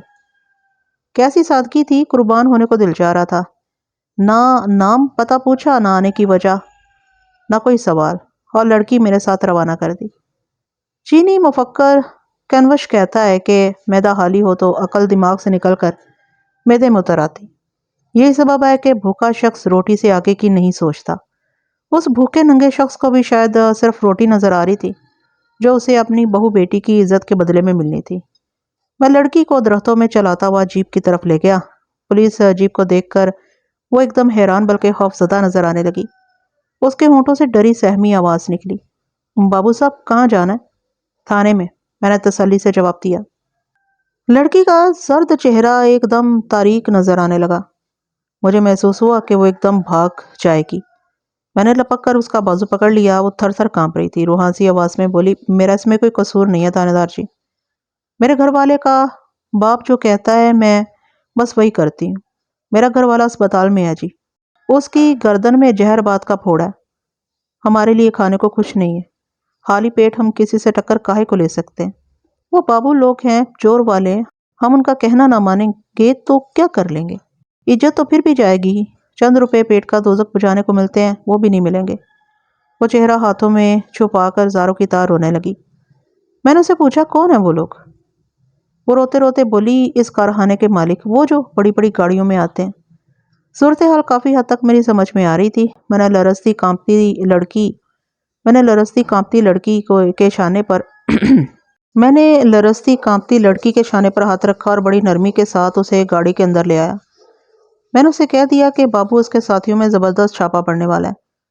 میں نے اسے سمجھایا کہ بابو اور اس کے ساتھیوں پر زبردست چھاپا پڑنے والا ہے۔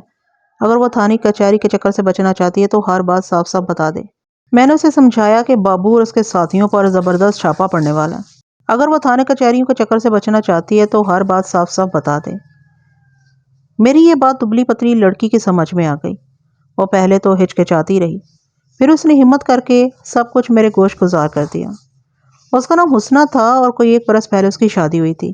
اس نے جو کچھ بتایا وہ مختصراً اس طرح ہے۔ فیکٹری میں سیلاب آنے سے پہلے بابو پرتھی لال اور اس کے دوست ہر ہفتے اس جگہ محفل جماتے تھے۔ شراب اور جوا وغیرہ تو اس محفل میں ہمیشہ چلتا تھا۔ کبھی کبھار کوئی لڑکی بھی بلا لی جاتی تھی۔ ایک مرتبہ انہیں کوئی لڑکی نہ ملی تو وہ حسنہ کو زبردستی کر کے اپنی محفل میں لے گئے۔ شیر کے سامنے کوئی احتجاج کر سکتا ہے؟ یہ بھوکے ننگے مزدور لہو کے گھونٹ پی کر چپ ہو رہے۔ حسنہ چوپڑا بستی کی سب سے خوبصورت لڑکی تھی۔ وہ ایک بار فیکٹری گئی تو پھر جانے لگی۔ پہلے وہ روتی منہ بسورتی جاتی تھی، لیکن جب نوٹ وغیرہ ملنے لگے تو وہ اپنی مرضی سے جانے لگی۔ بلکہ ایک موقع ایسا آیا کہ بستی کی دوسری لڑکیاں اس پر رش کرنے لگیں۔ ان دنوں فیکٹری میں سیلاب کا پانی گھس گیا اور کئی مہینوں کے لیے یہ خرمستیاں دم توڑ گئیں۔ اب مہینے ڈیڑھ مہینے سے یہ سلسلہ پھر شروع ہو گیا تھا۔ کل بھی فیکٹری میں محفل جمی ہوئی تھی۔ بڑے بابو صاحب نے چوکیدار کے ہاتھ پیغام بھیجا تھا کہ حسنہ فیکٹری میں آ جائے۔ اسے سخت بخار تھا اور پھر بارش بھی شروع ہو گئی تھی، وہ نہ جا سکی۔ آج وہ اور اس کا سسر خوف سے کانپ رہے تھے۔ اتنے میں وہاں پہنچ گیا۔ حسنہ کا سسر مجھے اندھیرے میں دیکھ کر یہی سمجھا کہ بڑے بابو صاحب نے اپنے کسی ساتھی کو بھیجا۔ ان کے سوا یہاں اور آ بھی کون سکتا تھا؟ اس نے فوراً بہو کو میرے ساتھ روانہ کر دیا۔ میں نے حسنہ نامی اس لڑکی سے اندر کی تمام معلومات حاصل کر لی۔ اس نے بتایا کہ آج کل فیکٹری میں صرف ایک چوکیدار ہے اور وہ بڑے گیٹ کے پاس لیٹا رہتا ہے یا کرسی پر بیٹھا رہتا ہے۔ بڑے بابو صاحب پرتھی پال کے ساتھ 3-4 لڑکے ہوتے ہیں اور ان کے پاس کوئی اسلحہ وغیرہ نہیں ہوتا۔ ہاں، بڑے بابو کی گاڑی میں ایک عجیب سا پستول پڑا رہتا ہے۔ میں نے حسنہ کو پوری طرح اعتماد میں لے لیا تھا۔ میں نے اسے بتایا کہ آج سے کوئی 1 مہینہ پہلے پرتھی پال نے ڈیلہوزی سے آئے ہوئے ایک لڑکے کو اغوا کیا ہے۔ ہم اسی کو تلاش کر رہے ہیں۔ کیا وہ اس سلسلے میں ہماری کوئی مدد کر سکتی ہے؟ وہ ڈری ہوئی آواز میں بولی، صاحب جی، اپنے بچے کی قسم مجھے اس بارے میں کچھ پتہ نہیں۔ پچھلے 1-1.5 مہینے میں صرف 3 بار کارخانے میں گئی ہوں۔ مجھے تو وہاں بڑے بابو اس کے یاروں کے سوا کوئی نظر نہیں آیا۔ میں نے پوچھا، کارخانے میں کوئی ایسی جگہ ہے جہاں کسی کو بند رکھا جا سکے اور کارخانے میں آنے جانے والے اسے دیکھ نہ سکے؟ وہ بولی، ہاں جی، ضرور ہے ایسی جگہ، اور ایک دم وہ کچھ کہتے کہتے چپ ہو گئی۔ مجھے اس کے چہرے پر گہری سوچ اور تخیر کے آثار نظر آئے۔ صاف محسوس ہوتا تھا کہ اسے کوئی بہت اہم بات یاد آئی ہے۔ پوچھنے لگی، صاحب جی، یہ جو آپ نے اغوا والی بات بتائی ہے، یہ کب کی ہے؟ میں نے کہا، پچھلے مہینے 17-18 تاریخ کی۔ وہ بولی، مجھے انگریزی مہینے کا تو پتہ نہیں ہے جی، چاند کی وہ 15 تاریخ تھی، مجھے اچھی طرح یاد ہے۔ اس رات بڑی دیر تک کارخانے کے اندر سے، آپ نے دیکھا ہی ہے، ہمارے جھونپڑے کارخانے کی دیوار کے بالکل ساتھ ہیں، اندر کی ساری آوازیں باہر آتی رہتی ہیں۔ ہمارا خیال ہے اس رات بڑے بابو اندر کسی کو مار رہے تھے۔ وہ زور زور سے روتا تھا اور ہائے ہائے کرتا تھا۔ بڑا ڈر لگتا تھا اس کی آواز سن کر۔ لڑکی کا بیان بڑا اہم تھا۔ میں نے حساب لگایا کہ وہ چاند کی جو تاریخ بتا رہی تھی، اس کے مطابق عین 17 مارچ کی رات آتی تھی۔ ایک طرح سے اب بات واضح ہوتی جا رہی تھی۔ 16 تاریخ کی شام مسٹر الفریڈ کی کوٹھی پر ہنگامہ ہوا تھا اور چوکیدار محمد حسین نے ہنگامہ کرنے والے نوجوان کا جو حلیہ بتایا تھا وہ 100% گلزار کا تھا۔ اگلے روز 10 بجے یہی گلزار اپنے رقیب پرتھی پال کی سرخ گاڑی میں بیٹھ کر کسی نامعلوم مقام کی طرف چلا گیا۔ یہ 17 تاریخ تھی۔ 17 اور 18 تاریخ کی درمیانی شب کو پرتھی پال کی زیر تعمیر فیکٹری سے چیخوں کی آوازیں باہر تک سنی گئی۔ اس کے بعد کیا ہوا، یہ ابھی اندھیرے میں تھا۔ مجھے اسی اندھیرے کا پردہ چاک کرنا تھا۔ میں نے حسنہ نامی اس لڑکی کو حفاظت کی ضمانت دی اور پوری طرح اعتماد میں لینے کے بعد کہا کہ وہ آج رات کسی طرح فیکٹری کے اندر جانے میں میری مدد کرے۔ وہ بہت ڈری ہوئی تھی۔ پہلے تو اس نے انکار کیا، لیکن پھر یہ بات اس کے دماغ میں آ گئی کہ میری بات مان کر وہ پولیس کی مدد کرے گی، اور بڑا بابو کتنا بھی زوراور ہے، پولیس سے زیادہ زوراور نہیں ہو سکتا۔ اس نے بتایا کہ فیکٹری کے اندر شمالی دیوار کے ساتھ بڑے بابو نے ایک چھوٹا سا مکان بنا رکھا ہے۔ اس میں 3-4 کمروں کے علاوہ کام کرنے کا دفتر، غسل خانہ اور باورچی خانہ وغیرہ بھی ہے۔ اس مکان کا ایک چھوٹا سا دروازہ فیکٹری سے باہر کھیتوں میں کھلتا ہے۔ حسنہ نے بتایا کہ اس دروازے میں اندر کی طرف اکثر تالا پڑا رہتا ہے، کبھی کبھی تالا نہیں بھی ہوتا۔ وہ بولی، صاحب جی، اگر مجھے اس طرف آنے کا موقع مل گیا اور دروازے والا تالا نہ ہوا تو میں اندر کی کنڈی گرا دوں گی۔ آپ دروازہ دھکیل کر اندر چلے آنا۔ اور اس کمزور سی لڑکی نے مشکل کام کر دکھایا۔ اس کے فیکٹری میں چلے جانے کے 1 گھنٹے بعد میں نے اپنی جگہ سے حرکت کی اور فیکٹری کی بلند و بالا دیوار کے ساتھ چلتا ہوا شمالی رخ پر اس چھوٹے سے آہنی دروازے کے سامنے پہنچ گیا، جو اپنے گہرواں رنگ کی وجہ سے دیوار کا ہی حصہ نظر آ رہا تھا۔ قمیض تھپتھپا کر میں نے ریوالور کی موجودگی کا یقین کیا اور پھر بآہستگی دروازے کو دھکیلا۔ وہ بڑی روانی کے ساتھ بے آواز کھلتا چلا گیا۔ میں نے اندر قدم رکھا اور اس کے ساتھ ہی مجھے احساس ہوا کہ میں نرم قالین پر کھڑا ہوں اور جس کمرے میں کھڑا ہوں وہ ایک دفتر ہے۔ میں نے دفتر کے اندرونی دروازے کو دھکیلا، اسے کھول کر ایک برآمدے میں آ گیا۔ اس برآمدے کے سامنے فیکٹری کا وسیع اور ریز احاطہ نظر آ رہا تھا۔ یہ قریباً 4-5 ایکڑ جگہ تھی۔ ہر طرف تعمیر کا سامان بکھرا پڑا تھا۔ کچھ حصے تعمیر ہو چکے تھے، کچھ ادھورے تھے۔ اور کچھ ابھی شروع ہی ہوئے تھے۔ برآمدے کے عین سامنے مجھے 3 گاڑیاں نظر آئیں۔ ایک ہیوی جیپ تھی اور 2 کاریں تھیں۔ ان میں سے ایک سرخ رنگ کی کار میں پرتھی پال کے ڈیوس روڈ والے دفتر ان میں سے ایک سرخ رنگ کی کار میں پرتھی پال کے ڈیوس روڈ والے دفتر میں پہلے بھی دیکھ چکا تھا۔ یہ پرتھی پال کی پسندیدہ کار تھی۔ میں کچھ دیر برآمدے میں کھڑا سنگن لیتا رہا۔ مکان کے کسی اندرونی کمرے سے ہنسنے بولنے کی آوازیں آ رہی تھی۔ یقیناً یہ پرتھی پال اور اس کے دوست تھے۔ میں بڑی احتیاط سے چلتا ہوا ایک لبوترے سے کمرے سے گزرا اور ایک ایسی کھڑکی کے سامنے پہنچ گیا جہاں سے روشنی چھن چھن کر باہر نکل رہی تھی۔ میں نے کھڑکی کے ایک درز سے کمرے میں جھانکا۔ یہ کمرہ خالی تھا۔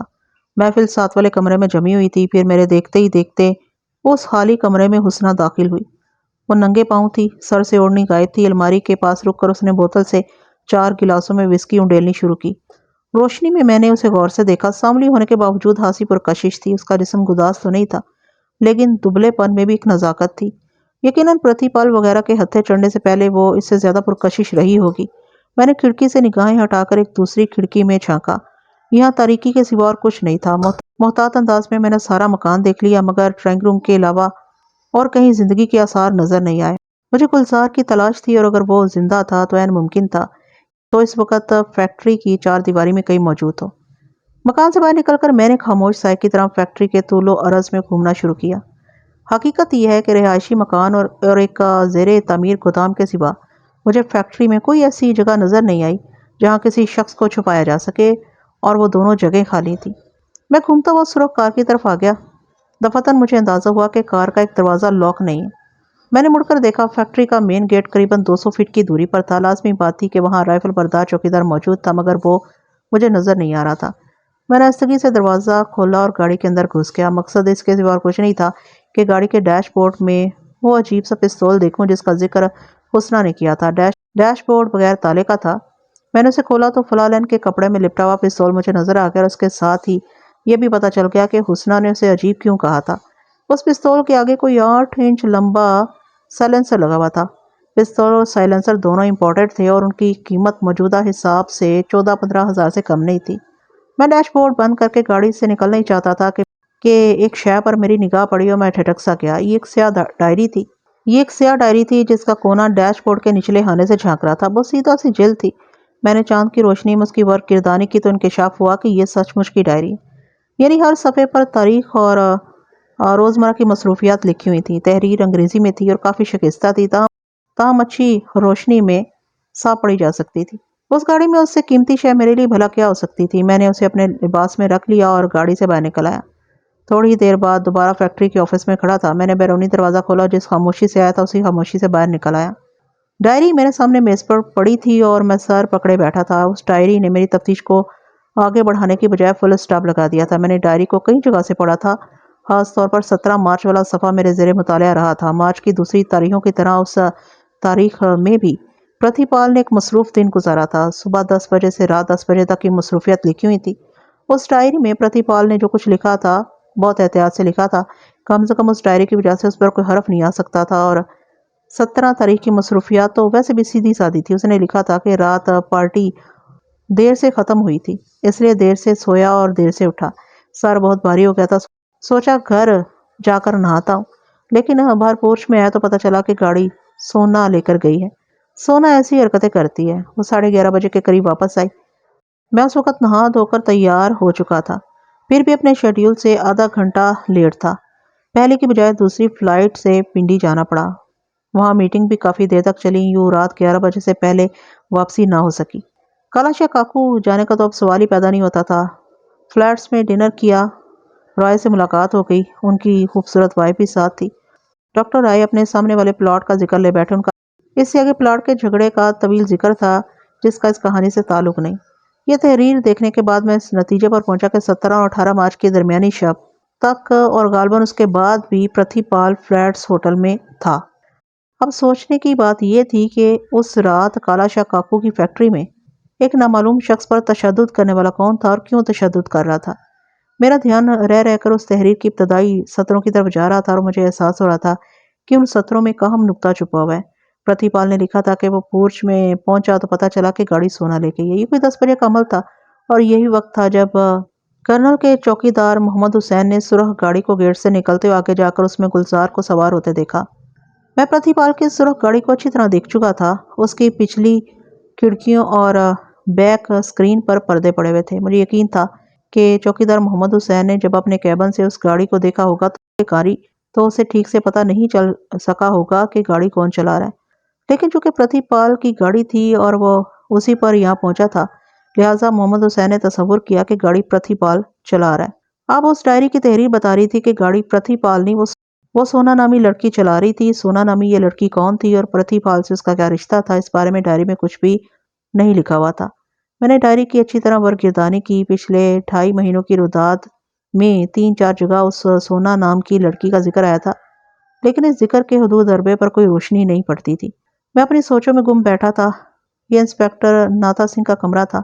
وہ کسی تفتیش پر گیا ہوا تھا۔ اس کا چوکیدار دروازے پر چوکس کھڑا تھا۔ دفعتاً مجھے محسوس ہوا کہ سنتری کسی عورت سے باتیں کر رہا ہے۔ چند لمحے بعد سنتری نے اندر آ کر کھٹاک سے سیلیوٹ کیا اور مجھے اطلاع دی کہ ایک میم صاحبہ مجھ سے ملنا چاہتی ہیں۔ میم صاحبہ کا نام سن کر میری رگوں میں سنسناہٹ دوڑ گئی۔ دھیان سیدھا جین عرف جینی کی طرف گیا۔ میرا اندازہ درست نکلا، وہ جینی ہی تھی۔ سنتری نے چیخ اٹھائی تو وہ جھک کر اندر آ گئی۔ میں اسے پہلے بھی دیکھ چکا تھا۔ آج وہ پہلے سے زیادہ خوبصورت اور ماڈرن نظر آ رہی تھی۔ اس نے پتلون کے اوپر ایک پتلی سی بنیان پہن رکھی تھی۔ اس بیچاری بنیان سے میم صاحبہ کا جوبن سنبھالے نہیں سنبھلتا تھا۔ حد یہ تھی کہ وہ اپنا گدھے کے سائز کا کتا بھی ساتھ ہی لیتی چلی آئی تھی۔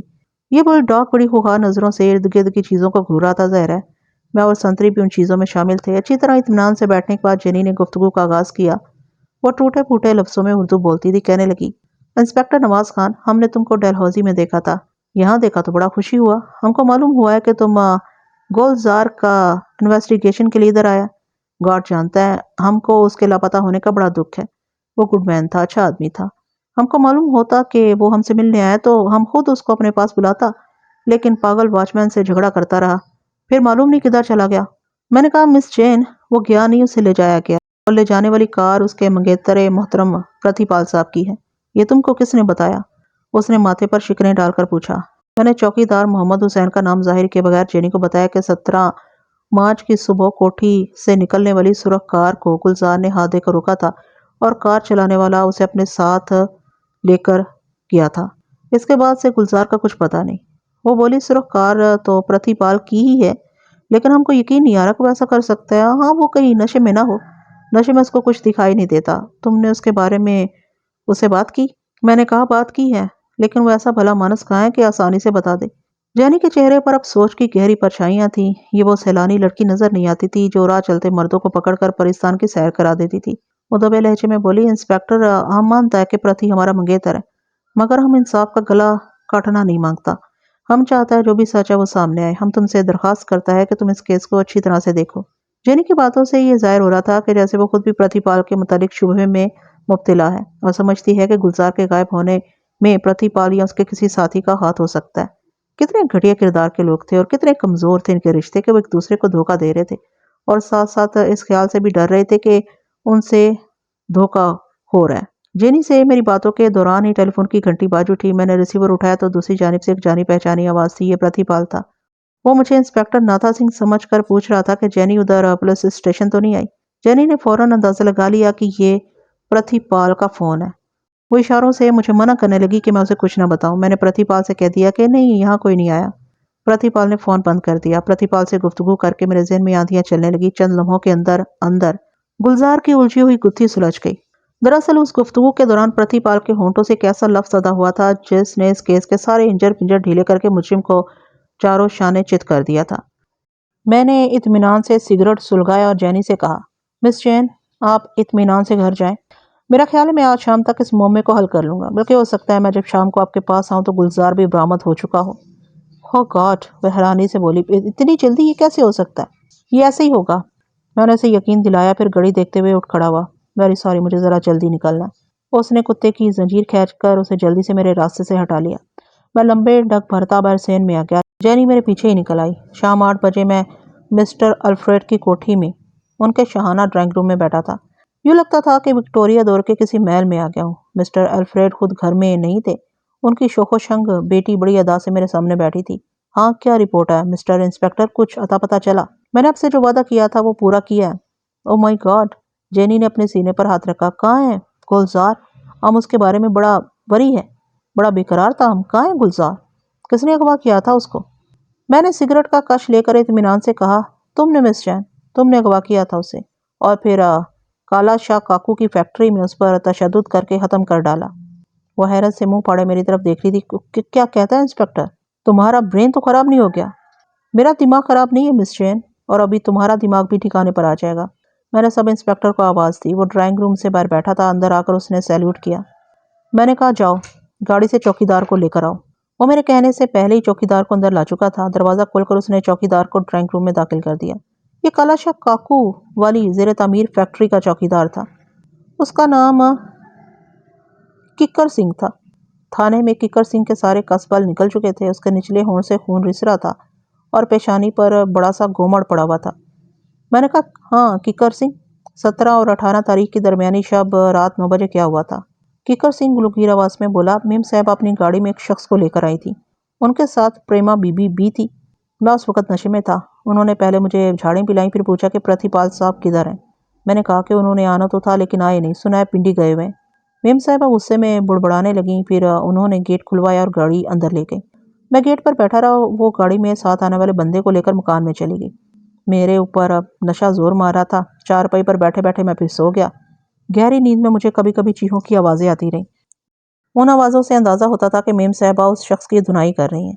ایسی مار پیٹ اس فیکٹری میں کوئی نئی بات نہیں تھی۔ کئی دفعہ ایسا ہوا تھا کہ پرتھی پال صاحب کسی بندے کو پکڑ کر یہاں لے آئے اور اس کی خوب مرمت بنائی۔ ان کا ایک پارٹی سے کاروباری جھگڑا چل رہا ہے اور اس جھگڑے میں کئی بار مار پیٹ تک نوبت آ چکی ہے۔ میں نے سمجھا شاید یہ بھی کوئی ایسا ہی معاملہ ہے۔ پتہ نہیں کیا وقت تھا جب میم صاحبہ اور ان کی سہیلی گاڑی لے کر واپس چلی گئی۔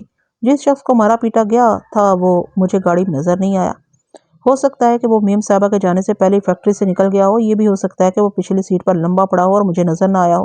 اس بیان کے بعد جینی سکتے کی حالت میں بیٹھی رہی۔ اس کا رنگ ہمیشہ سے زیادہ سفید نظر آ رہا تھا۔ چند منٹ پہلے اس کی آنکھوں میں ناچنے والی تمام تیزی تراری رخصت ہو چکی تھی۔ میں نے کہا، مس جین، اب تم سوچو گی میں تم تک کیسے پہنچ گیا؟ دراصل مجھے معلوم تھا کہ 17 تاریخ کی صبح گلزار جس گاڑی میں بیٹھ کر گیا تھا وہ پرتھی پال کی ضرور تھی، مگر اسے پرتھی پال نہیں چلا رہا تھا، اسے سونا نام کی کوئی لڑکی یا عورت چلا رہی تھی۔ اب مجھے یہ معلوم نہیں کہ سونا نامی یہ لڑکی یا عورت کون ہے۔ اس سے پہلے کہ میں اس بارے میں معلومات حاصل کرتا تم تھانے پہنچ گئی اور مجھ سے کیس کے بارے میں بات چیت کرنے لگی۔ تمہیں یاد ہوگا صبح ہونے والی اس بات چیت کے دوران ہی میں پرتھی پال کا فون آیا تھا، اور یہ فون سننے کے فوراً بعد میں نے تمہارے سامنے دعویٰ کیا تھا کہ شام تک میں یہ معمہ حل کر لوں گا۔ اس کی وجہ یہ تھی کہ مجھے سونا کا پتہ چل گیا تھا۔ سونا تمہارا ہی نک نیم ہے اور یہ نک نیم پرتھی پال نے رکھا ہوا ہے۔ وہ بے تکلفی سے تمہیں سونا کہتا اور لکھتا ہے۔ میرا خیال ہے پوری بات تمہاری سمجھ میں آ گئی ہوگی۔ جینی نے ہونٹوں پر زبان پھیر کر پھر ایک بہت گہری سانس لی اور بولی، تم جو کچھ کہہ رہے اس کا قیمت تم کو بہت زیادہ ادا کرنا پڑے گا۔ واچ مین کے بیان سے یہ بات کیسے ثابت ہوتا ہے کہ ہم نے گلزار کو اغوا کیا یا مارا ہے؟ میں نے مسکراتے ہوئے کہا، اس میں اب شک و شبے کی کوئی گنجائش ہی نہیں ہے مس جین شیلڈ۔ تمہیں پتہ چل چکا ہوگا کہ گلزار رات کو کوٹھی پر آیا اور اس نے تمہارا نام لے کر ہنگامہ کیا۔ یہ صورتحال تمہارے لیے کسی بھی طرح خوشگوار نہیں تھی۔ اتفاقاً اگلے روز صبح 10 بجے ہی تمہیں اپنے بے وقوف عاشق سے نپٹنے کا موقع مل گیا۔ تمہیں اپنی ایک دوست کو سی آف کرنے ہوائی اڈے جانا تھا۔ تم شرارت کے طور پر اپنے منگیتر پرتھی پال کی گاڑی لے گئی۔ اس واقعے کا ذکر پرتھی نے اپنی ڈائری میں کیا اور یہ ڈائری اس وقت بھی میرے پاس موجود ہے۔ تم گاڑی لے کر گیٹ سے باہر نکلی تو گلزار نے آگے بڑھ کر تمہارا راستہ روک لیا، تم سے باتیں کرنے لگا۔ وہ تمہارے عشق میں نیم دیوانہ ہو رہا تھا۔ اسے پتہ نہیں تھا کہ وہ کس پتھر سے سر پھوڑ رہا ہے۔ تم ایک ایسی عورت ہو جو مرد کے سینے پر اپنا حسین پاؤں رکھ کر گزرتی ہے اور پھر کبھی مڑ کر نہیں دیکھتی۔ تمہیں گلزار کے والہانہ پن سے زبردست خطرہ محسوس ہوا۔ اس کی بے وقوفی اور ہٹ درمی کی سزا دینے کے لیے تم نے اسے گاڑی میں بٹھایا اور اپنی سہیلی پریما کے فلیٹ میں لے گئی۔ تم نے اسے شام تک وہیں رکھا۔ شام کو پریما اور تم نے اسے گاڑی میں بٹھایا اور کالا شاہ کاکو والی فیکٹری جا پہنچی۔ وہاں تم دونوں نے مل کر پہلے اسے ظالمانہ تشدد کا نشانہ بنایا اور پھر مار کر زمین میں گاڑ دیا۔ جینی نے اپنا سر دونوں ہاتھوں میں تھاما اور چیخ پڑی، نہیں نہیں، رانگ نمبر، یہ بالکل غلط ہے۔ ہم نے ایسا کچھ نہیں کیا، کچھ بھی نہیں کیا۔ تم یہاں سے چلے جاؤ، آج سے گیٹ آؤٹ۔ اس پر جیسے اچانک ہی کوئی دورہ پڑ گیا تھا۔ چہرہ اپنے بازو میں چھپا کر وہ ہچکیوں سے رونے لگی۔ میں نے کہا، مس جین، تمہارے ماننے یا نہ ماننے سے اب کوئی فرق نہیں پڑتا۔ تم نے جرم کیا ہے اور یہ جرم عدالت میں ثابت ہو کر رہے گا۔ میں تمہیں اقبال جرم کا ایک موقع دے رہا ہوں۔ سارے معاملے پر ٹھنڈے دل سے غور کرو اور فیصلہ کرو کہ تمہیں اپنا جرم چھپانا چاہیے یا نہیں۔ خدا حافظ۔ اس کے ساتھ ہی میں چوکیدار ککر سنگھ کو لے کر ڈرائنگ روم سے باہر آ گیا۔ मंजर थाने का था। मैं इंस्पेक्टर नाथा सिंह के साथ उसी के कमरे में बैठा था। नाथा सिंह ने अपनी भूरी दाढ़ी को खुजाते हुए कहा, क्या वाकई मिस जैन गुलजार को ठिकाने लगा चुकी है? मैंने सिगरेट का गहरा कश लेते हुए कहा, यकीन से तो कुछ नहीं कहा जा सकता, सिर्फ एक बात यकीन से कही जा सकती है कि 17 मार्च की सुबह गुलजार जिसके साथ गाड़ी में सवार होकर गया था वो मिस जैन थी। अब उसे कहाँ लेकर गई, उसका क्या किया और अब वो कहाँ है, ये सब कुछ फिलहाल तारीकी में है। नाथा सिंह बोला, लेकिन तुमने तो बड़े दावे के साथ जैन पर कत्ल का इल्जाम लगा दिया, सिर्फ उसे भड़काने के लिए, ताकि वो सच बोल दे। मैंने अभी मेरी बात मुंह ही में थी कि संतरी ने अंदर आकर खटाक से सैल्यूट किया और इतला दी कि मेम साहिबा मुझसे मिलना चाहती हैं। चंद लम्हे बाद मिस जैन अंदर आई। आज खौफनाक सूरत वाला बुलडॉग कुत्ता उसके साथ नहीं था।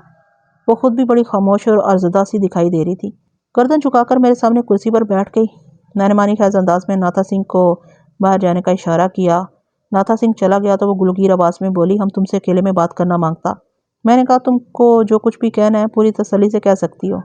उसने अपना खूबसूरत रुमाल नाक पर रखकर सूसू की आवाज निकाली, इंस्पेक्टर साहब तुम ठीक कहता है कि 17 तारीख को गुलजार हमारे साथ गाड़ी में बैठकर गया था, लेकिन गार्ड जानता है हमने उसको कोई तकलीफ नहीं दिया, उसको उंगली तक नहीं लगाया। वो इस वक्त जिंदा सलामत हमारे पास मौजूद है, हमारा मेहमान है वो। गुलजार के जिंदा होने की इतला मेरे लिए खुशकुन थी। उसकी बूढ़ी वालिदा और बहनों के चेहरे मेरी निगाहों में घूम गए और ये उम्मीद पैदा हो गई कि मैं डलहौजी वापस जाकर उनके सामने सुरखरू हो सकूंगा। मैंने मिस जैन से पूछा कि वो कहाँ है। वो बोली, प्रेमा के फ्लैट में ही है, प्रेमा ने कमरा उसको दे रखा है और वो वहाँ बड़े सुकून से रह रहा है। मैंने कहा, अगर मैं तुम्हारी बात मान लूँ तो फिर सवाल पैदा होता है कि तुमने उसे यूं मंजर से गायब क्यों किया। मेरे सवाल पर जेनी की हसीन आंखों में एकदम आंसू उमड़ आए। वो रोते हुए बोली, इसलिए कि हम उससे सचमुच मोहब्बत करने लगा था। हम बहुत बुरा गर्ल है इंस्पेक्टर, हम मर्द को खिलौना समझता था, किसी अजनबी मर्द के साथ वक्त गुजारता था, उसे सरप्राइज देता था और हैरान और परेशान छोड़कर आगे बढ़ जाता था। फिर गार्ड ने हमें हमारे किए का सजा दिया।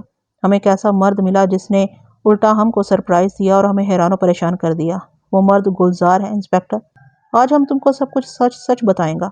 गुलजार एक मामूली शख्स था, मगर मालूम नहीं उसमें क्या बात थी, हम एक बार उसे मिलकर फिर भूल ना सका। दिन रात उसका खूबसूरत फेस हमारी निगाहों में रहा। डलहौजी से वापस आकर हम दिन रात उसे मिलने को तरसता रहा और साथ साथ अपने दिल को समझाता रहा कि ये नादानी ना करे। हम जानता था प्रतिपाल जैसा करोड़पति शख्स हमसे शादी बनाना चाहता है और ये शादी जरूर होनी है, फिर हम क्यों एक बेवकूफ लड़की की तरह सोच रहा है। हम अपने दिल को समझाने की बहुत कोशिश करता रहा और इसमें बहुत हद तक कामयाब भी हो गया। लेकिन फिर एक दिन अचानक गुलजार फिर हमारे सामने आन खड़ा हुआ। हमको मालूम हुआ कि उसने हमारी खातिर कोठी के गेट पर झगड़ा किया और चौकीदार मोहब्बत खान ने उसे बुरी तरह मारा है और जलील करके निकाल दिया। हम गुलजार की मुसीबत पर तड़प उठा। हम बहुत वरी था। हमको प्रतिपाल की नेचर का भी मालूम था। हमको मालूम था कि वो गुलजार से बहुत बुरी तरह पेश आएगा और ये भी कोई बड़ा बात नहीं कि उसका दिमाग ठिकाने लगाते लगाते उसे जान से ही मार डाले। वो बहुत ही सख्त आदमी है। हमारा फिक्रमंदी बढ़ता जा रहा था। फिर गार्ड ने हमारा मदद किया। हम सुबह एयरपोर्ट जाने के लिए प्रतिपाल की गाड़ी लेकर निकला तो थोड़ा आगे जाकर गुलजार ने हमारा रास्ता रोक लिया। हमने उसे अपने साथ सवार किया और प्रेमा के फ्लैट पर ले गए। हमने उसे फ्लैट में ही रखा और अब तक वहीं पर है। मिस जैन की रुदात हैरान कुन थी। वो अजीबो गरीब लड़की थी और उसने अजीबो गरीब काम किया था। शायद वो ठीक कह रही थी कि कुदरत ने उसे सजा दी है कि वो एक ऐसे शख्स की मोहब्बत में गिरफ्तार हो गई है जिसे मोहब्बत करने का वो तसव्वुर भी नहीं कर सकती थी। मैंने उसे पूछा कि अगर तुम्हारी ये सारी बातें दुरुस्त हैं तो फिर चौकीदार किक्कर सिंह का बयान किस खाने में फिट होता है? क्या तुम उस रात किसी शख्स के साथ फैक्ट्री में नहीं गई थी? वो बोली, हाँ हम गया था, लेकिन हमारे साथ उस वक्त गुलजार नहीं, चौकीदार मोहब्बत खान था। वही मोहब्बत खान जिसने एक रोज पहले गुलजार को मारा पीटा था और जलील किया था। ये बड़ा बदबख्त चौकीदार है। उसने डलहौजी में भी एक मजदूर को बहुत मारा था और उसका कपड़ा फाड़कर उसका मुर्गा बना दिया था। हमको उस बदबख्त पर बहुत गुस्सा था। हम और प्रेमा उसको गाड़ी में डालकर फैक्ट्री ले गया। हमारा इरादा उसे प्रतिपाल के हवाले करने का था, लेकिन वो फैक्ट्री में नहीं था। हमने खुद ही मोहब्बत खान का मरम्मत किया और जब उसकी हालत बहुत बुरा हो गया तो उसे एक अंडरवेयर में फैक्ट्री से भगा दिया। हमने किसी का मर्डर नहीं किया इंस्पेक्टर, ना ही हम ऐसा कर सकते हैं। वो एक बार फिर सिसकने लगी। मिस जैन की निशानदही पर गुलजार को प्रेमा के फ्लैट से बरामद कर लिया गया। वह हशाश बशाश और सेहतमंद था। इस 1.5 महीने के अरसे में उसे न सिर्फ लिबास पहनने का सलीका आ गया था, बल्कि वो अपनी गुफ्तगू में कहीं कहीं अंग्रेजी के लफ्ज़ भी ठोक देता था। उसने थाने में आकर अपना जो तवील बयान कलमबंद कराया, उसमें वाज़ेह तौर पर कहा कि वो किसी की हब्से पेजा में नहीं था। उसने अलहदगी में मुझे जो बातें बताई वो खासी अहम थी। उसने इंकशाफ किया कि मेम साहिबा और उनके मंगेतर प्रतिपाल के ताल्लुकात कई माह से ख़राब थे और अब वो मज़ीद ख़राब हो गए हैं। प्रतिपाल की नज़र मेम साहिबा की दौलत और जायदाद पर थी और वो हर सूरत ये दोनों चीज़ें हासिल करना चाहता है। अपने इस लालच में वो किसी की जान ले सकता है और अपनी जान दे भी सकता है। यही खौफ था जिसके सबब मिस जे ने गुलजार को मौके से गायब कर दिया था और बाद में प्रतिपाल से जान छुड़ाने के लिए मेरी तफ्तीश का रुख प्रतिपाल की तरफ मोड़ने की कोशिश की थी। मेरे साथ अपनी बातचीत में गुलजार ने जो सबसे बड़ा और धमाका खैज इंकशाफ किया वो ये था कि मिस जेन उससे शादी करना चाहती है। मैं फौरी तौर पर इस बात पर यकीन नहीं कर सका, कोई होशमंद भी नहीं कर सकता था। कहाँ एक्स्ट्रा मॉडर्न जैन और कहाँ ये 10 जमातें पास गुलजार। कोई जोड़, कोई जवाज ही नहीं था। लेकिन एक बात मैं भूल रहा था और हम सब भूल रहे थे। ये बात किसी आम लड़की ने नहीं कही थी, मिस्टर अल्फ्रेड की बेटी ने कही थी। वो बेटी जिसने आज तक जो काम किया था अजीब किया था। शायद उसकी जिंदगी का मकसद ही दूसरों को हैरान और शशदर करना था। वो अनोखी थी और उसके हर काम में अनोखापन था। और फिर एक रोज अपनी जिंदगी का सबसे अनोखा काम भी कर गई। वो सब्ज परी जिसके लिए लखपति नौजवानों के रिश्ते के तार बंधे खड़े थे, उसने डलहौजी के एक मकामी नौजवान से कोर्ट मैरिज की और उसी कॉटेज में जाकर आबाद हो गई जहाँ से उसकी अनोखी मोहब्बत का आगाज हुआ था। मैं उसी कॉटेज के पिछवाड़े में रहता था और गुलजार की शादी के बाद भी करीबन 1 साल रहा। लेकिन शादी के बाद मैंने मिस जैन को कभी नहीं देखा। वो 7 पर्दों में रहती थी। उसने माजी से हर नाता तोड़ लिया था। ना किसी से मिलती थी, ना कोई उससे मिलने आता था। सिर्फ मिस्टर अल्फ्रेड की 6 गज लंबी कार कभी कभार कॉटेज के दरवाजे पर खड़ी नजर आती थी। वो भी जिस तरह खामोशी से आते थे उसी तरह खामोशी से चले जाते थे। मिस जैन ने अपना मजहब तब्दील नहीं किया था, लेकिन जहनी तौर पर वो बिल्कुल बदल चुकी थी। और गुलजार बताता था कि इतवार को अपनी इबादत करने की बजाय वो नमाज पढ़ती है। गुलजार उससे बहुत खुश था और उसे पुख्ता यकीन था कि एक रोज़ वो अपनी रज़ा और रग़बत से कलमा भी पढ़ लेगी। मुझे डर था कि कहीं गुलजार की ये खुशियाँ आर्जी साबित ना हो। ये ना हो कि अमीरजादी की आंखों से वक्ती मोहब्बत की पट्टी उतरे और वो चीख मारकर अपनी दुनिया में लौट जाए। मगर मेरे ये तमाम अंदेशे और अंदाजे उलट साबित हुए। गुजरने वाले वक्त के साथ जैन खुद को नए माहौल में ढालती चली गई। पहले वो गुलजार के घर वालों से अलहदा रहना चाहती थी, फिर उसने उन्हें भी डलहौजी में बुला लिया। गुलजार ने बताया कि उसने मगरबी लिबास बिल्कुल छोड़ दिया और मकामी रिवाज के मुताबिक कपड़े पहनती है। फिर गुलजार का पहला बच्चा पैदा हुआ था। उसका नाम जैनी ने अपनी मर्जी से रहमान रखा। ये दर हकीकत इस्लाम की तरफ उसका सफ़र था। आखिर एक रोज़ ये सफ़र मुकम्मल हुआ। शाम का वक्त था। गुलजार भागता हुआ थाने में दाखिल हुआ। उसने मुझे बेतकल्लुफ़ी से बाजुओं में भींच लिया और लरसी आवाज़ में बोला, लाला लाला जैन मुसलमान हो गई है। बदलता है रंग आसमां कैसे कैसे। सच कहा है किसी ने कि बुरा शख्स जब दिल की गहराई से अच्छा बनता है तो अच्छों को पीछे छोड़ देता है। तो उम्मीद करती हूँ कि आपको ये लव स्टोरी और ये केस भी काफ़ी पसंद आया होगा। अगर पसंद आया तो वीडियो को लाइक, कमेंट और शेयर करना हर किस मत भूलिएगा। और मुझे इजाज़त दीजिए ऐसी ही किसी अच्छी सी कहानी तक के लिए। अल्लाह हाफिज़।